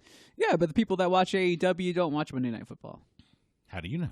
Because I have friends that people that watch WWE don't necessarily watch Monday Night Football. Yeah, and the people that watch AEW don't necessarily watch WWE. But if you're wanting to catch, look, we know they're going to get the hardcore. We know they're going to get the like you said, the loyal audience. What you're wanting to get is the casual wrestling fan, maybe the one they're not necessarily loyal to AEW, but they're kind of tired of what they see on WWE on Raw. Well, then they'll get that. They'll have that opportunity while going head to head with them. At the same token, again, their main demographic is 18 to 35. I don't think there's that many guys watching NFL football on a Monday night, especially when it's a really bad game. True, and it's not like the Monday Night Football game is the best game on the slate. No, not every week. In fact, there are quite a few of them. But there are a few that are pretty good. So well, yeah, but that's just like one. Well, week. and then look what happened this Monday night, the national championship game, LSU and Clemson. That was just one game. But that adds to the 16 Monday Night Football games. Yeah, but there's 52 weeks in a year. I'm just saying. Plus I would be pay-per-views. cautious. Let's see. Marty Scurll, I think we mentioned it earlier. Marty Scurll re-signing with Ring of Honor. The reports, the rumor innuendo out there is that it was for WWE level money. Yeah, and crazy. allegedly, he's also going to be on the booking committee, if not running it. Okay. Which, sure, okay. I didn't know that was a desire of his, but okay. Apparently there is talk that they're doing that with the goal of not only reestablishing the relationship with New Japan, which it looks like that's happening because you look, Ring of Honor has announced Supercard of Honor coming up in April in Lakeland, Florida. And they've already got Jay White, El Phantasmo, and Zack Sabre Jr. appearing. So it looks like they're trying to revive that relationship, which New Japan may be, a little more motivated now that they don't have TV. But they're also reviving their relationship with the NWA. Yeah. In fact, Nick Aldis made an appearance at the ROH event in Atlanta. Kicked Flip Gordon, and then they stormed onto the commentary set with Ian and Caprice. Well, speaking of which, that's his opponent, right? Yes. At NWA Hard Times, it's going to be Nick Aldis and Flip Gordon. Well, what a chance for Flip. Think about he had messed up his knee. He missed out on what was it? It was one of those big Ring of Honor cards. Like he didn't get to compete because he had hurt his knee. I think it may have been. No, it wasn't G1 Supercard. It was something else. It was something around that time, though. He had hurt himself. He wasn't able to compete and was like, wow, that sucks because that would have been a big boost to his career. Yeah. But now here he is getting this chance to take on the NWA World Heavyweight Champion. So how crazy is that? It is. So we'll see what happens. We'll see what happens with that. Congratulations to Marty. We had heard and of course everybody was fantasy booking. He'll simply go to AEW, join his elite friends, and there we go. But I think you and I had heard from certain sources that he really wanted to stay in Ring of Honor and kind of forge his own path. So looks like he's going to get a chance to do that. So, good on Marty. He's going to get paid. Great on him. Good for him. I'm never going to take that away from the talent. Get yours while you still can. It's a body-based business. You can only go as long as your body holds up, unless you have the gift of gab. Now, I do have to ask, though, is Marty Scurll worth WWE money? To Ring of Honor, yes. Is he really, though? If Marty Scurll walked, would that have been the end of ROH? I know that they were in some trouble, but like we have mentioned earlier, though, that they have resigned some other top talent as well. There's some other guys like Danhausen, who are very popular on social media that have now appeared for ROH. So it seems like they were starting to gain new talent that they so sorely needed. I really felt if they had lost him, it wouldn't have hurt them as bad as I think people believe it would have. Because, no offense, when was he the ROH heavyweight champion? Oh, he hasn't been. Exactly. It's not like you're losing a champion. You're losing a very popular wrestler, but you're not losing somebody that you have put the belt on to carry your promotion. That's the way I look at it. Yeah, I kind of understand that. It's almost like you lost Ty Dillinger. Right. Well, no. But not as popular, obviously. No, I was going to say, Ty Dillinger, he was popular, but he wasn't on the level of WWE that Marty Scurll is with the Ring of Honor. I get that. Not even close. No, I will say that, but that's like we're kind of working with similar style people that, didn't win a title, was popular enough with the crowd to get a reaction. Obviously, Skrull, a much bigger pop. Right. But neither one of those two guys had ever been asked to carry the company. So I'm curious, are they going to strap the belt to him as soon as possible now at this point? Because if you're going to be paying... they can, since he's booker. I guess if he's booking it, but I'm just kind of like, it's like having a high-priced quarterback. Remember when Rob Johnson and Doug Flutie were in the quarterback controversy, and they're like, well, no, we're going to start Rob because we paid X amount of money for him. Yeah. It's just like, so I assume if you're going to pay that much money for a guy, he gets the belt. Yeah, I would think so. So, anyway, look forward to seeing what Ring of Honor has. And again, coming up after this segment, we'll talk to Cary Silkin and probably ask him about some of the latest from Ring of Honor as well as his new podcast. One note from WWE: Elias has signed a multi-year extension. He's going to stay. He's sticking around with his guitar. I'm okay Good. with that. Yeah, I would like to see him used a little bit more because, I mean, the crowd, if you go back about the early part of last year to 2018, I mean, man, the crowd would have some big reactions for him. They really, really hated him. Yes. And he has cooled tremendously. Well, because they hadn't used him. I'm not sure if he got hurt or what, but I feel that is another character who has great screen presence, has a good look, and has this organic hatred with the crowd. Yeah, he does. It's like, as much as we hate King Corbin, I mean, hey, he does his job. Yeah, people he does. Hate him. They were both. Yeah, he was very good in his role. Looks like they're trying to turn him babyface right now. Him and Drew McIntyre, both of them kind of well, let's put it, Elias and Lacey Evans, out of the blue face turns, and Drew McIntyre at least a tweener. Well, I think they're getting Drew ready to become the guy. It's not I going to would be okay with that. It's not going to be at this WrestleMania, but I think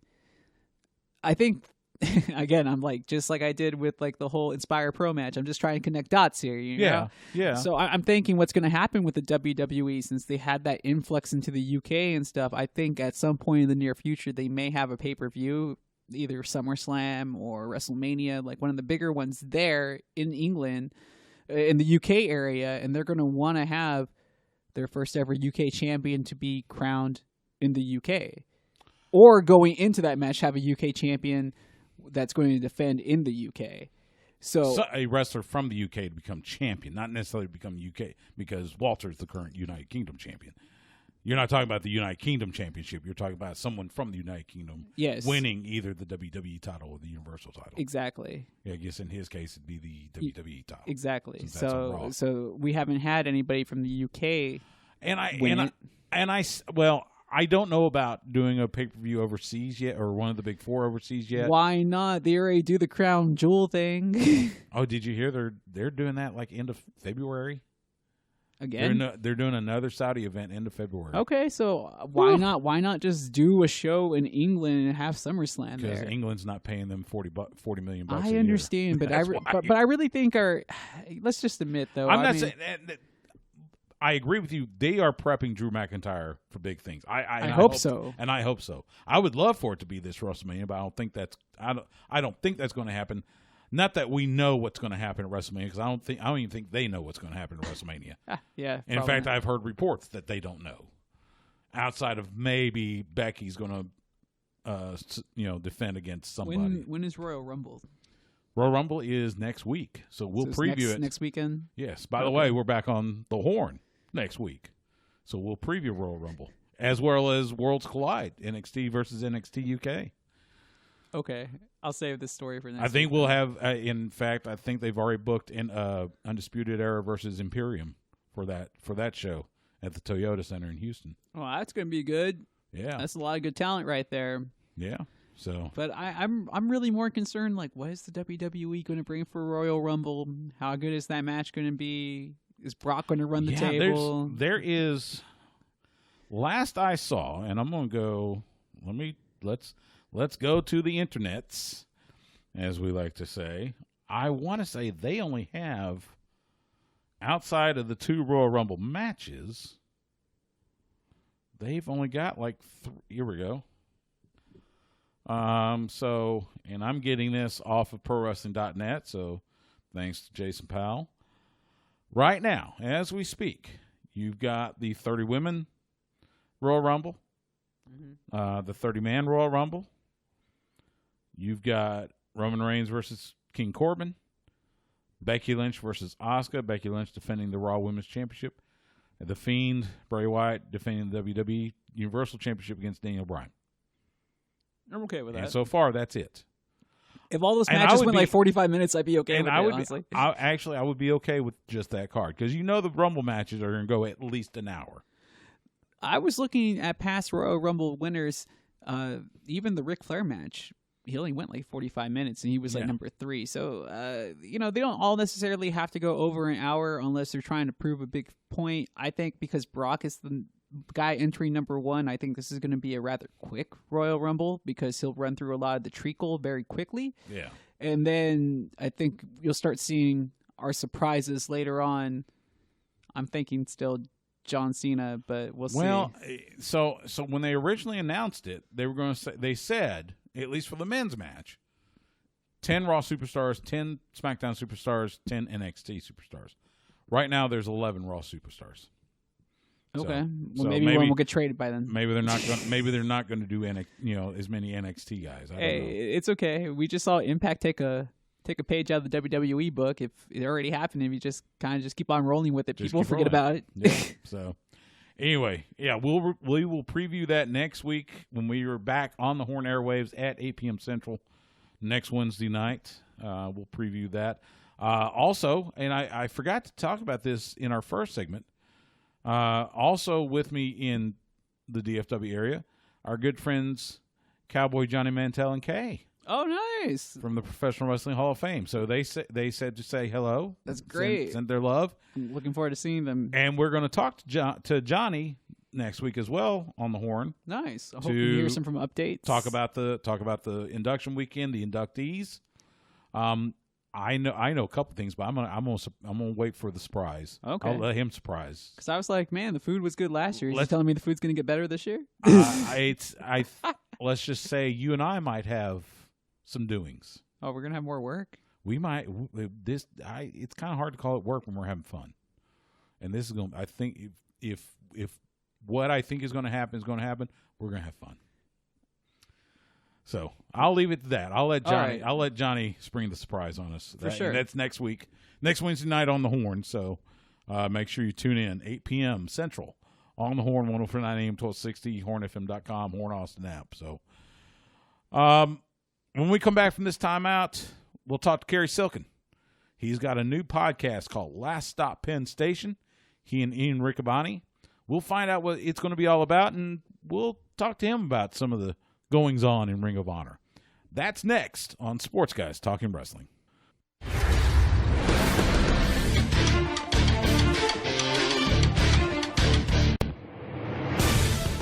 This is the voice of Ring of Honor, Ian Riccaboni, and you're listening to Sports Guys Talking Wrestling. Sports Guys Talking Wrestling podcast only this week due to Texas men's basketball. You know we are big fans of Ring of Honor Wrestling and big fans of just about everybody in there, even Matt Taven. And one of our favorites is debuting a brand new podcast called Last Stop Penn Station. He's going to be joined by the aforementioned Ian Riccaboni. Joining us on the Vaqueros Cafe and Cantina Hotline, it is our dear friend, the ambassador, the former owner, and the man with more history in his pinky than I have in my whole brain. Cary Silkin, how are you, sir? Very well. Always good to be back. It's like coming into an old friend's place that you haven't seen for a while, and everything's cool. So thanks for having me on, Stu. I appreciate it. Thank you for coming on. So let's talk first about the podcast. I know that months ago you had talked about wanting to do a podcast. What inspired you, and how did this process come to fruition? About 5 years ago, I started chronicling, blogging, writing, whatever you might say. But I put some stuff down on paper, that had, from my experiences, not just in pro wrestling, but my prior experiences hustling tickets on the streets of Manhattan in the 80s, and involved doing with rock and roll bands. And, I didn't have the healthiest life for many years. And this period of time, particularly in the late 80s, early 90s, when I was scalping tickets in New York City on a daily basis. And this is when the city was a rough place. Crack cocaine was the new thing. The mafia was still running wild. They didn't clean up the city yet. It was a little bit dangerous. It was edgy. I don't know if you've ever seen that Showtime program called The Deuce, but in The Deuce, it sort of goes back to that era. Anyway, I put all this stuff on paper because I was with so many characters and guys that I, quote unquote, worked with, guys with names like Freddie the Weeper, Pigface Stanley, Silent Sidney, Blockhead, Drugstore. And I knew I had something because you can't make this stuff up. So combining that along with my pro wrestling, the love of pro wrestling in my life all these years, leading to Ring of Honor, I wanted to, get something out. And I want to tip my hat to Ian Riccaboni because he sort of pushed my hand. And next week, I don't know what day, but next week, during the week, it'll be announced. We're releasing our first of a series of 10 podcasts for the first season, Last Stop Penn Station. So it's going to be a combination of pro wrestling and Ring of Honor, as well as these crazy stories from yesteryear. I love the talks that you and I have, so I can only imagine what is going to come out of this podcast called Last Stop Penn Station, like you said. And it was so funny when you talk about those names. First person I thought of was our mutual friend, our dear friend, George Napolitano, the Professional Wrestling Hall of Famer, fantastic photographer, because we were in Las Vegas for Cauliflower Alley Club one year, and it was him, Rob Van Dam, and me, and it was nothing but he and RVD trading mafia stories because Rob is, a huge fan of mafia lore, and it was just so much stuff. And all I could think of is George talking about, his days back at Bensonhurst and everything. So hearing those names, I can only imagine the stories that you have as well. You mentioned, Go ahead. Well, I have more stories than Reader's Digest, than Rolling Stone, and then and we're trying to put it together.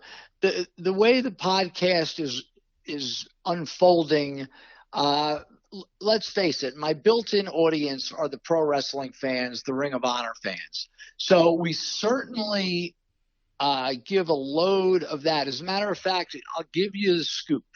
The first episode is about the little talked about disaster of 2007 when Ring of Honor went to Las Vegas and the Cow Palace in San Francisco for a convention that was, they had names like Kevin Nash and Kevin Sullivan and J.J. Dillon and this one and that one and Flair.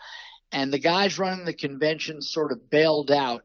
And you'll hear the rest of the details. It was a disaster.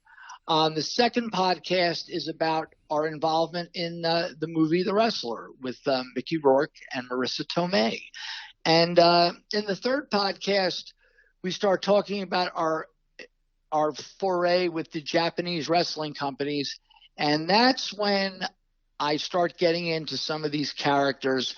In episodes 3 and 4, we talk at length about this one guy I knew that used to hustle tickets. It was a strange guy. Usually, these guys, you would see them all the time.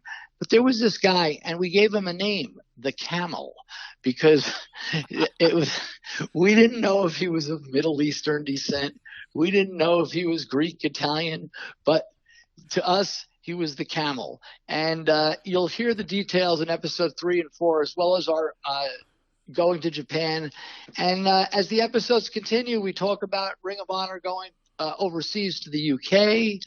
We talk about some of these other ticket scalping names, Pigface Stanley and his little son, Scotty the Baboon. And it's been a lot of fun. I've been really enjoying it. Really enjoying doing these with Ian. He's the perfect guy to do it with. And, as you know, doing the podcast, you don't know what kind of reaction you're going to get. But Colt Cabana gave me good information. You've given me good information. Jimmy Jacobs has given me good information. You do the podcast, and if people listen to it, great. Just have a good time doing it. And, I'm not doing it to make money. I'm not doing it to I just want to get these stories out. And if a few people enjoy them, that's great. We're talking with Cary Silkin from Ring of Honor. Follow him on Twitter at ROHCary about his new podcast, Last Stop Penn Station. Cary, and that's kind of the thing that I appreciate so much, especially with our alignment with the Professional Wrestling Hall of Fame, is these stories are dying off because the wrestlers and the personalities that were involved in wrestling back in the day are dying off, and those stories are dying off with them. So anytime we can get those stories down, whether it's in audio form or whatever, it's I think it not only serves as entertainment for those of us wrestling fans that love the history of wrestling, but it also serves as kind of an education for those that are in the business today. Wouldn't you agree? Well, I totally agree. And, you and I, we're two older guys, but we understand. Like, I was talking to Kevin Sullivan, who I'm friendly with. And here's the question, one of many questions. If you're a young pro wrestler and you don't know who Fritz von Erich and Bruno Sammartino are, does it matter? And his answer is, of course it matters. History is important. The argument could be, well, so what? They don't know who Bruno Sammartino is. I don't know. I'm going to sort of not verbalize this properly. I just think it's important to know who has come before you, whether it's pro wrestling, whether it's sports, whether you're selling apples on the corner, whether you're an insurance. I just feel that it's important to know. And what you said about these stories, you need to tell these stories and to chronicle them in some way, whether it's a book, whether it's a podcast, because they're gonna die with the people. And I'm glad I'm doing this. When I was in Puerto Rico, that's another. The last 7 and 8, which are going to come out. We talk about my foray with a wrestling magazine in Puerto Rico, which I don't even know if you know about. But the super fast version is my cousin was in the magazine business. This is the late 90s, early 2000s. And I was like, we went to Puerto Rico and we went to a show, and I was like, what if we try to do a wrestling magazine in Puerto Rico? And we wound up doing it. We did 4 issues. Where I'm going with this is where I got to know my dear friend Bushwhacker Luke Williams. This is where I got to know my buddy Dutch Mantell. And I'd be with Dutch.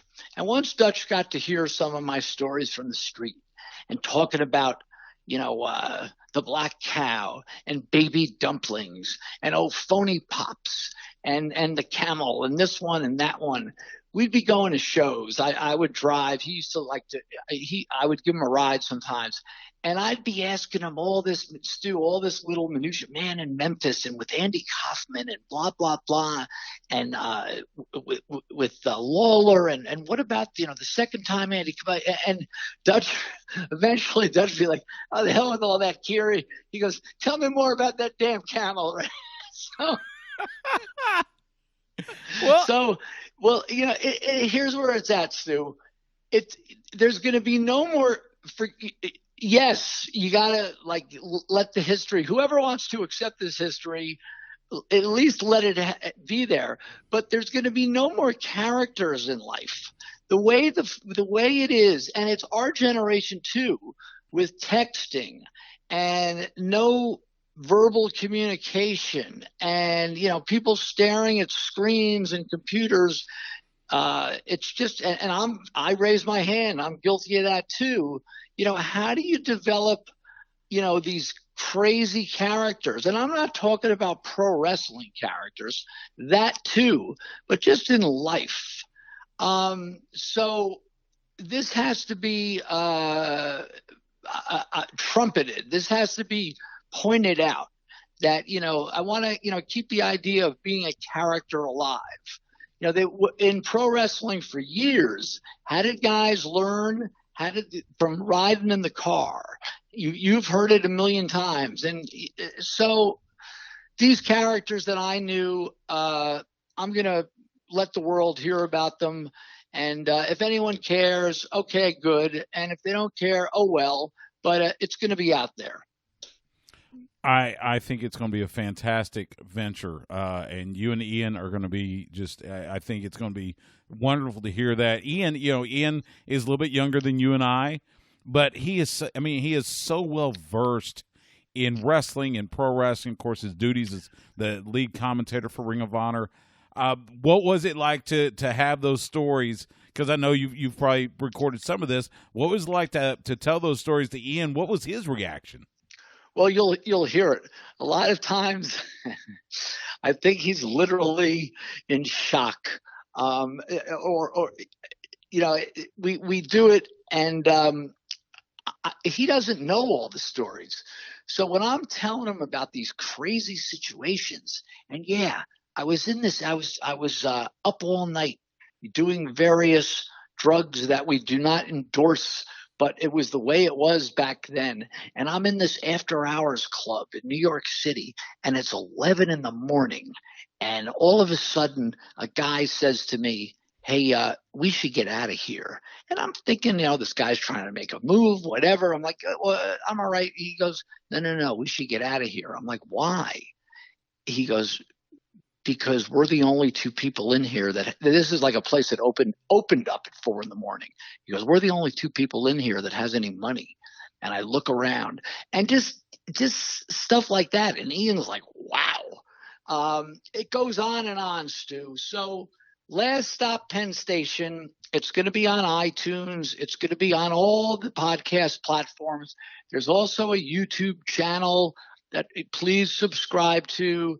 The Twitter is my Twitter, ROH Cary, and at Ian Riccaboni. And we're having a lot of fun doing this. It sounds like a lot of fun. I can't wait to hear them. It's going to be so good to hear those stories.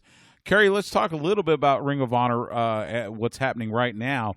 There was a lot of talk amongst, wrestling news sites and stuff about Ring of Honor, and was there still a relationship with New Japan? And we knew that the NWA decided they wanted to take a break so they could establish their thing, which they have with NWA Power. But now it seems that both those relationships have sprung back to life.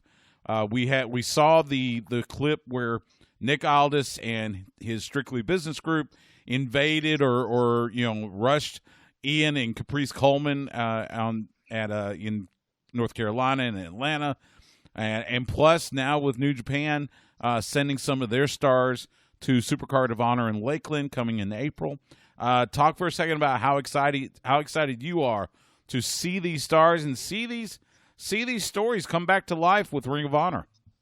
Hey, in life, Stu, everything goes in circles, and there we were, you and I, only 8 months ago at Madison Square Garden. Yes. And look, I'm honest, and I'm going to just say, and since that show, Ring of Honor has been in a slump. I mean, we lost 7 guys in January when the Bucks and Cody and Daniels and Kazarian and so on and so forth with their venture. God bless them.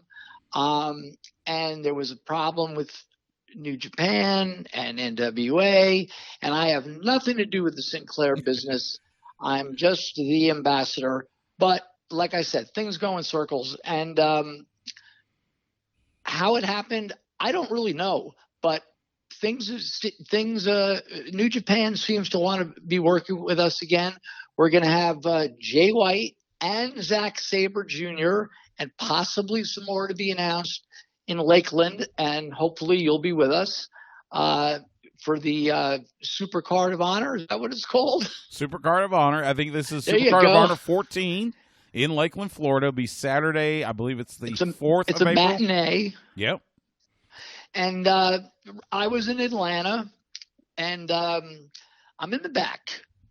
And before the show, and all of a sudden, I see my good friend Dave Lagana.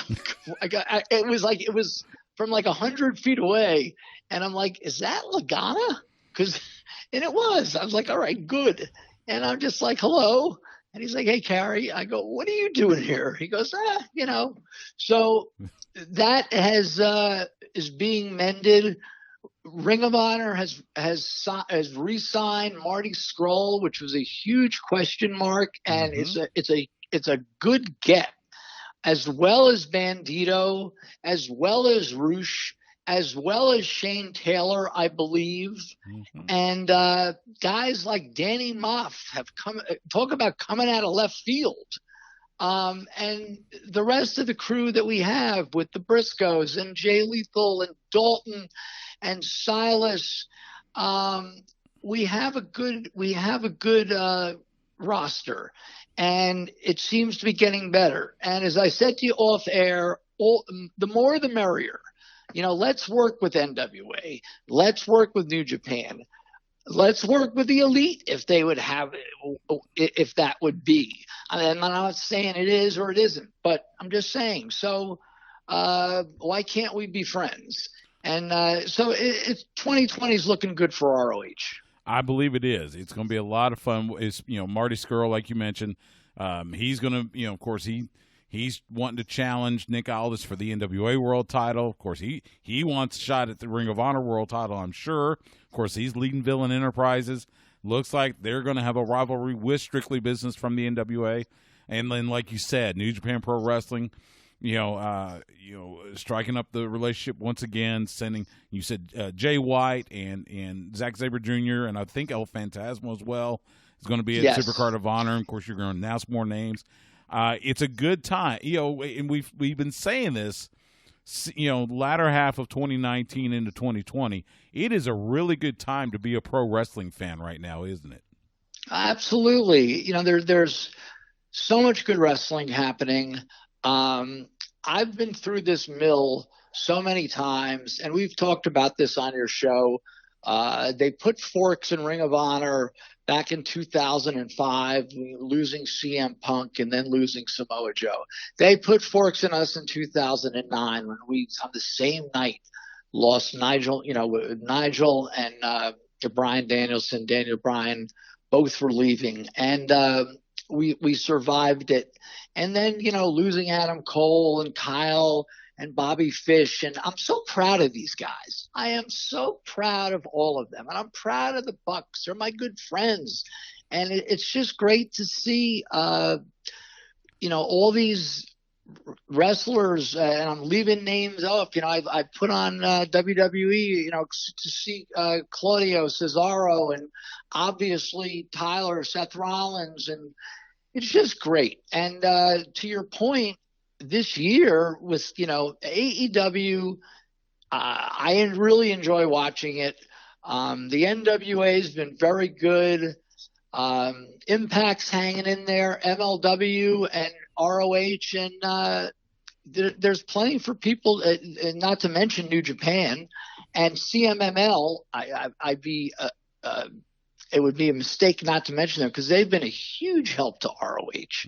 And we have these guys in Roosh and Bandito and Dragon Lee, and these are great guys. And I would put our roster up against any of the aforementioned companies. I'm not saying we're better, but we're damn close as good. Yeah, the roster for Ring of Honor, it's, I've always said it's kind of like a good football program. They never rebuild, they just reload, and that's what Ring of Honor does every time, at every turn, and they've done that again. The match I saw with Jeff Cobb and Dan Maff, and I'm a big fan of the Haas matches, as they're called, and watching those two, oh my God, that was so fantastic. So, see, and there's a name that when I was rattling through these names, I'm not looking at any kind of paperwork. I'm not looking at a computer screen. Jeff Cobb, holy shit. And, Yep. Silas Young and Josh Woods are doing some really cool stuff. And, we've got some great guys on the crew. The guys like Beer City or Tracy Williams, we got some good guys. And I don't mean to leave them in like a secondary state. It's just we have a very stacked roster. And I don't even think I mentioned it. Maybe I did, but Jay Lethal, like the best wrestler on the planet. He's always got to be at the top of that picture somewhere. It's like you said, the best wrestler on the planet. It's hard to argue. Gresham, we have great talent, and it's going to be a great year. I'm really excited for this year. We have we're doing this show in Baltimore in a few weeks, which is going to be a free show, which is really cool. Let's fill the building. If you're in the Northeast area, you've got to purchase tickets through the website. Not purchase, but you got to acquire them. But the tickets are free. And then we have some show in St. Louis and somewhere else in the Midwest. And we're going to be back in New York City in April at Terminal 5, not the Hammerstein. That's the following weekend. I don't even know if it's been announced yet, but the following weekend after Florida. And some really exciting stuff going on. And I'm sure I'll be seeing you, Sue, in Florida, I hope. We're going to try. I'm going to try my best to make it down to Tampa and Lakeland. And not to mention, June 5th and 6th. Oh, yes, that's right. Coming back to the Lone Star. Coming back to the Lone Star State, Dallas and San Antonio. So, Ring of Honor hitting the Lone Star State again. So, yeah, it's a good time to catch Ring of Honor. And that free show you mentioned, it is February 9th. And yes. Like you said, it's in Baltimore, and you go to ROHWrestling.com for more details on that. Cary Silkin, you can find him on Twitter at ROHCary. It is always good to visit with you, my friend. Likewise. And shamelessly, I'm going to for one last time say Last Stop Penn Station. Go to the YouTube page. Go to the Facebook page. The show's going to drop next week. I wish I could say a specific date, but I don't know. Probably Wednesday or Thursday. And subscribe and all that good stuff. And hopefully a few people will enjoy it, Stu. I know they will, and we'll keep everybody up to date on that and let them know as soon as it drops. And, yes, go to the Facebook page, go to the YouTube page, subscribe. Some incredible stories from the mind of Cary Silkin and with Ian Riccaboni there. It's going to be fantastic. Cary, all the best to you. I do hope to see you soon. Until then, all the best. Thank you, Stuart. I love every conversation I've had with Cary Silkin, both, whether it's over, here on the show or in person or just, random phone call here and there. He is a wealth of history and knowledge, and it's always good to talk to him. I always learn something new from him every time. So again, follow him on Twitter at ROHCary. He and Ian Riccaboni will be hosting that Last Stop Penn Station podcast. You can find it on podcast providers starting next week. As soon as we find out the date, we will let you know. Keep an eye on our social media, and we'll let you know. And, of course, subscribe to their YouTube page and their Facebook page. After this timeout, we'll let you know what's happening in independent wrestling around the area. You're listening to Sports Guys Talking Wrestling.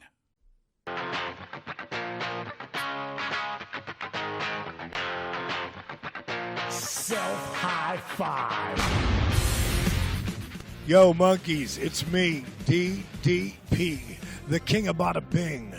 the master of the diamond cutter, the 3-time world champion, WWE Hall of Famer, and you, Monkey, you're listening to the Sports Guys Talking Wrestling. Bang!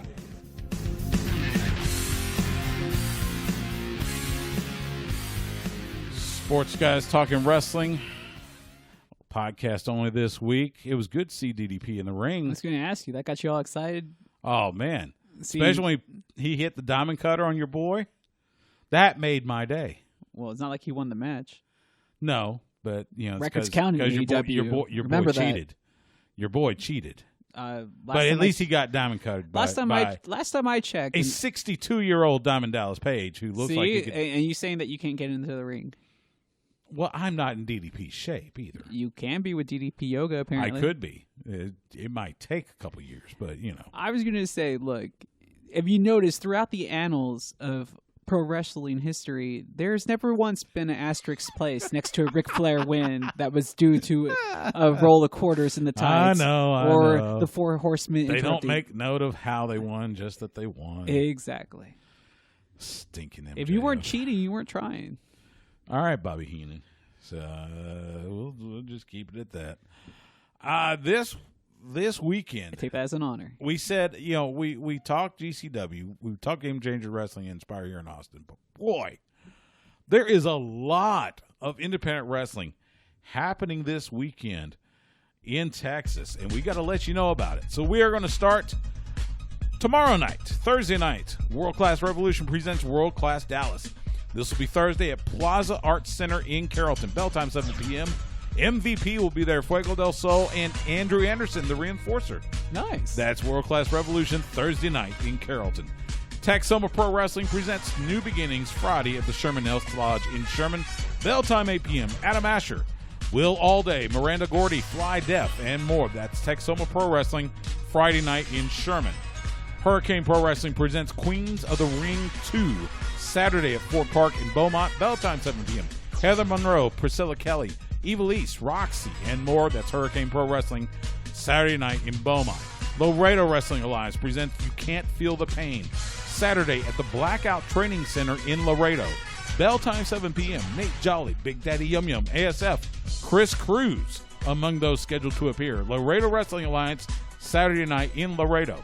Branded Outlaw Wrestling presents New Outlaw Order Saturday at the Woodlawn Gym in San Antonio. Bell time 7 p.m.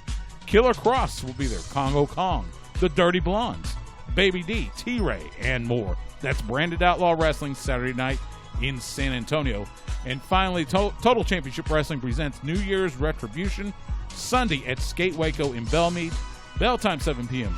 Mr. B, Michael Schaefer, Jeff Gant, Killer Kate, and more. That is Total Championship Wrestling Sunday night in Belmead, and that's a look at independent wrestling around the area. Whether it's one of those cards, Game Changer Wrestling, Inspire Pro, or several others, make sure you go support independent wrestling. I'm just bummed that I'm not going to get the chance to hang out with the Blondes because I have to work. I know. I have to text them, see if they're going to stay a night. Maybe we can come down to Austin. I don't know. But yeah, love to see the Blondes. They would have to go up from San Antonio. Up, that's right. Up, down, hey, yeah, it's, I'm directionally challenged. Yeah, what a weekend it's going to be. So with wrestling, the conference championships in the NFL playoffs. It's been a good playoff so far. It's been a good playoff. Who you got? Who you got? Who's going to the Super Bowl? You got Kansas City and the Titans in the AFC, and you got Niners, Packers, NFC. Who's going? It's KC Packers. You're going Packers. You can't beat Aaron Rodgers. Did you not see the throws that he made in the last game? I tell you what, that Niner offense has been really clicking. Yeah, and I know the Niner defense is good, but they don't got Aaron Rodgers. Yeah. And he has a chip on his shoulder. You can tell, I have to go back to San Francisco.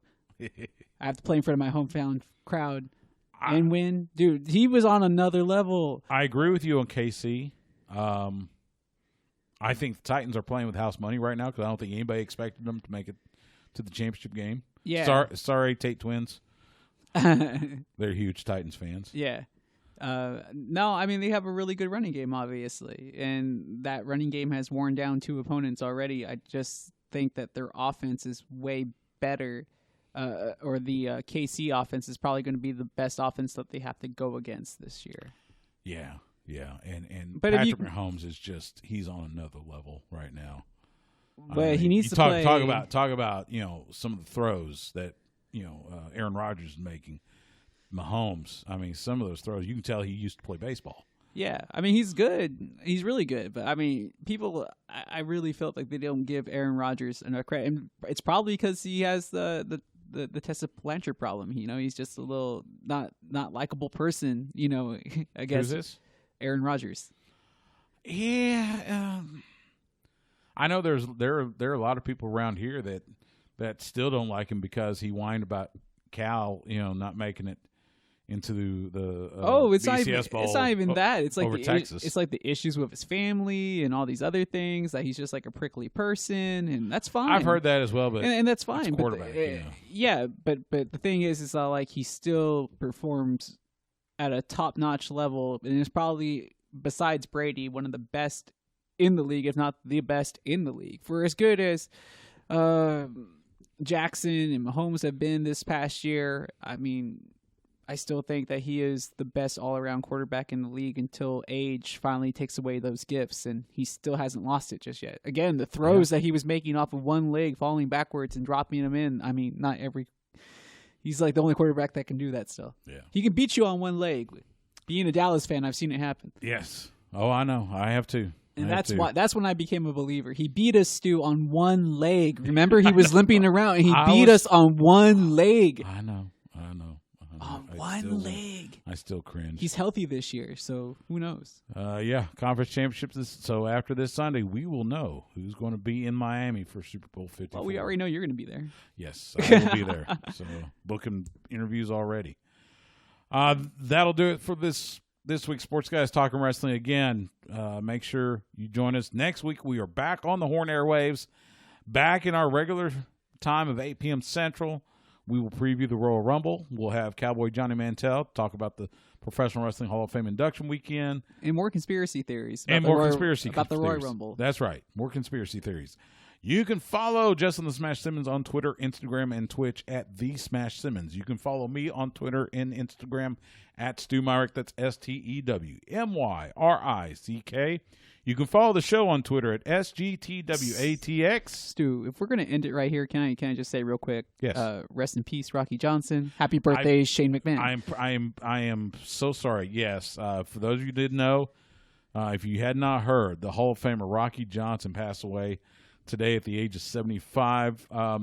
Brian Blair, the head of the Cauliflower Alley Club, had said he's been ill for the last several weeks. So our thoughts and prayers go out to The Rock, to Rocky's family, friends, the wrestling community. Hall of Famer, fantastic, one of the best drop kicks in the business. Yeah. Worked a lot in Texas, worked a lot for Fritz. The Soul Man. Yeah, the Soul Man, Rocky Johnson. May he rest in peace. And as we said, our hearts go out to the family and friends of the Soul Man. And happy birthday, Shane McMahon, best in the world. He turned 50. 50. Yeah, I'm going to pretend you didn't say that. Anyway, you can find us. What's your favorite Shane McMahon moment? When he got fired. You can follow us on Twitter at SGTWATX. Find us on Facebook and Instagram at Sports Guys Talking Wrestling. We are proud to be the official broadcast partner of the Professional Wrestling Hall of Fame, and we're proud to be part of the great lineup you hear every day on the flagship station for the Texas Longhorns. We are the Horn. Catch us Wednesday nights, 8 p.m. Central on the Horn, 104.9 AM 1260, or you can catch us anytime by going to hornfm.com, click on the On-Air tab, or by subscribing to us on your favorite podcast platform. Our thanks to Kevin Gill, Max Meehan, and Cary Silkin for joining us, and our thanks to you for giving us a little bit of your time tonight. For Justin, I'm Stu. We'll see you at the matches.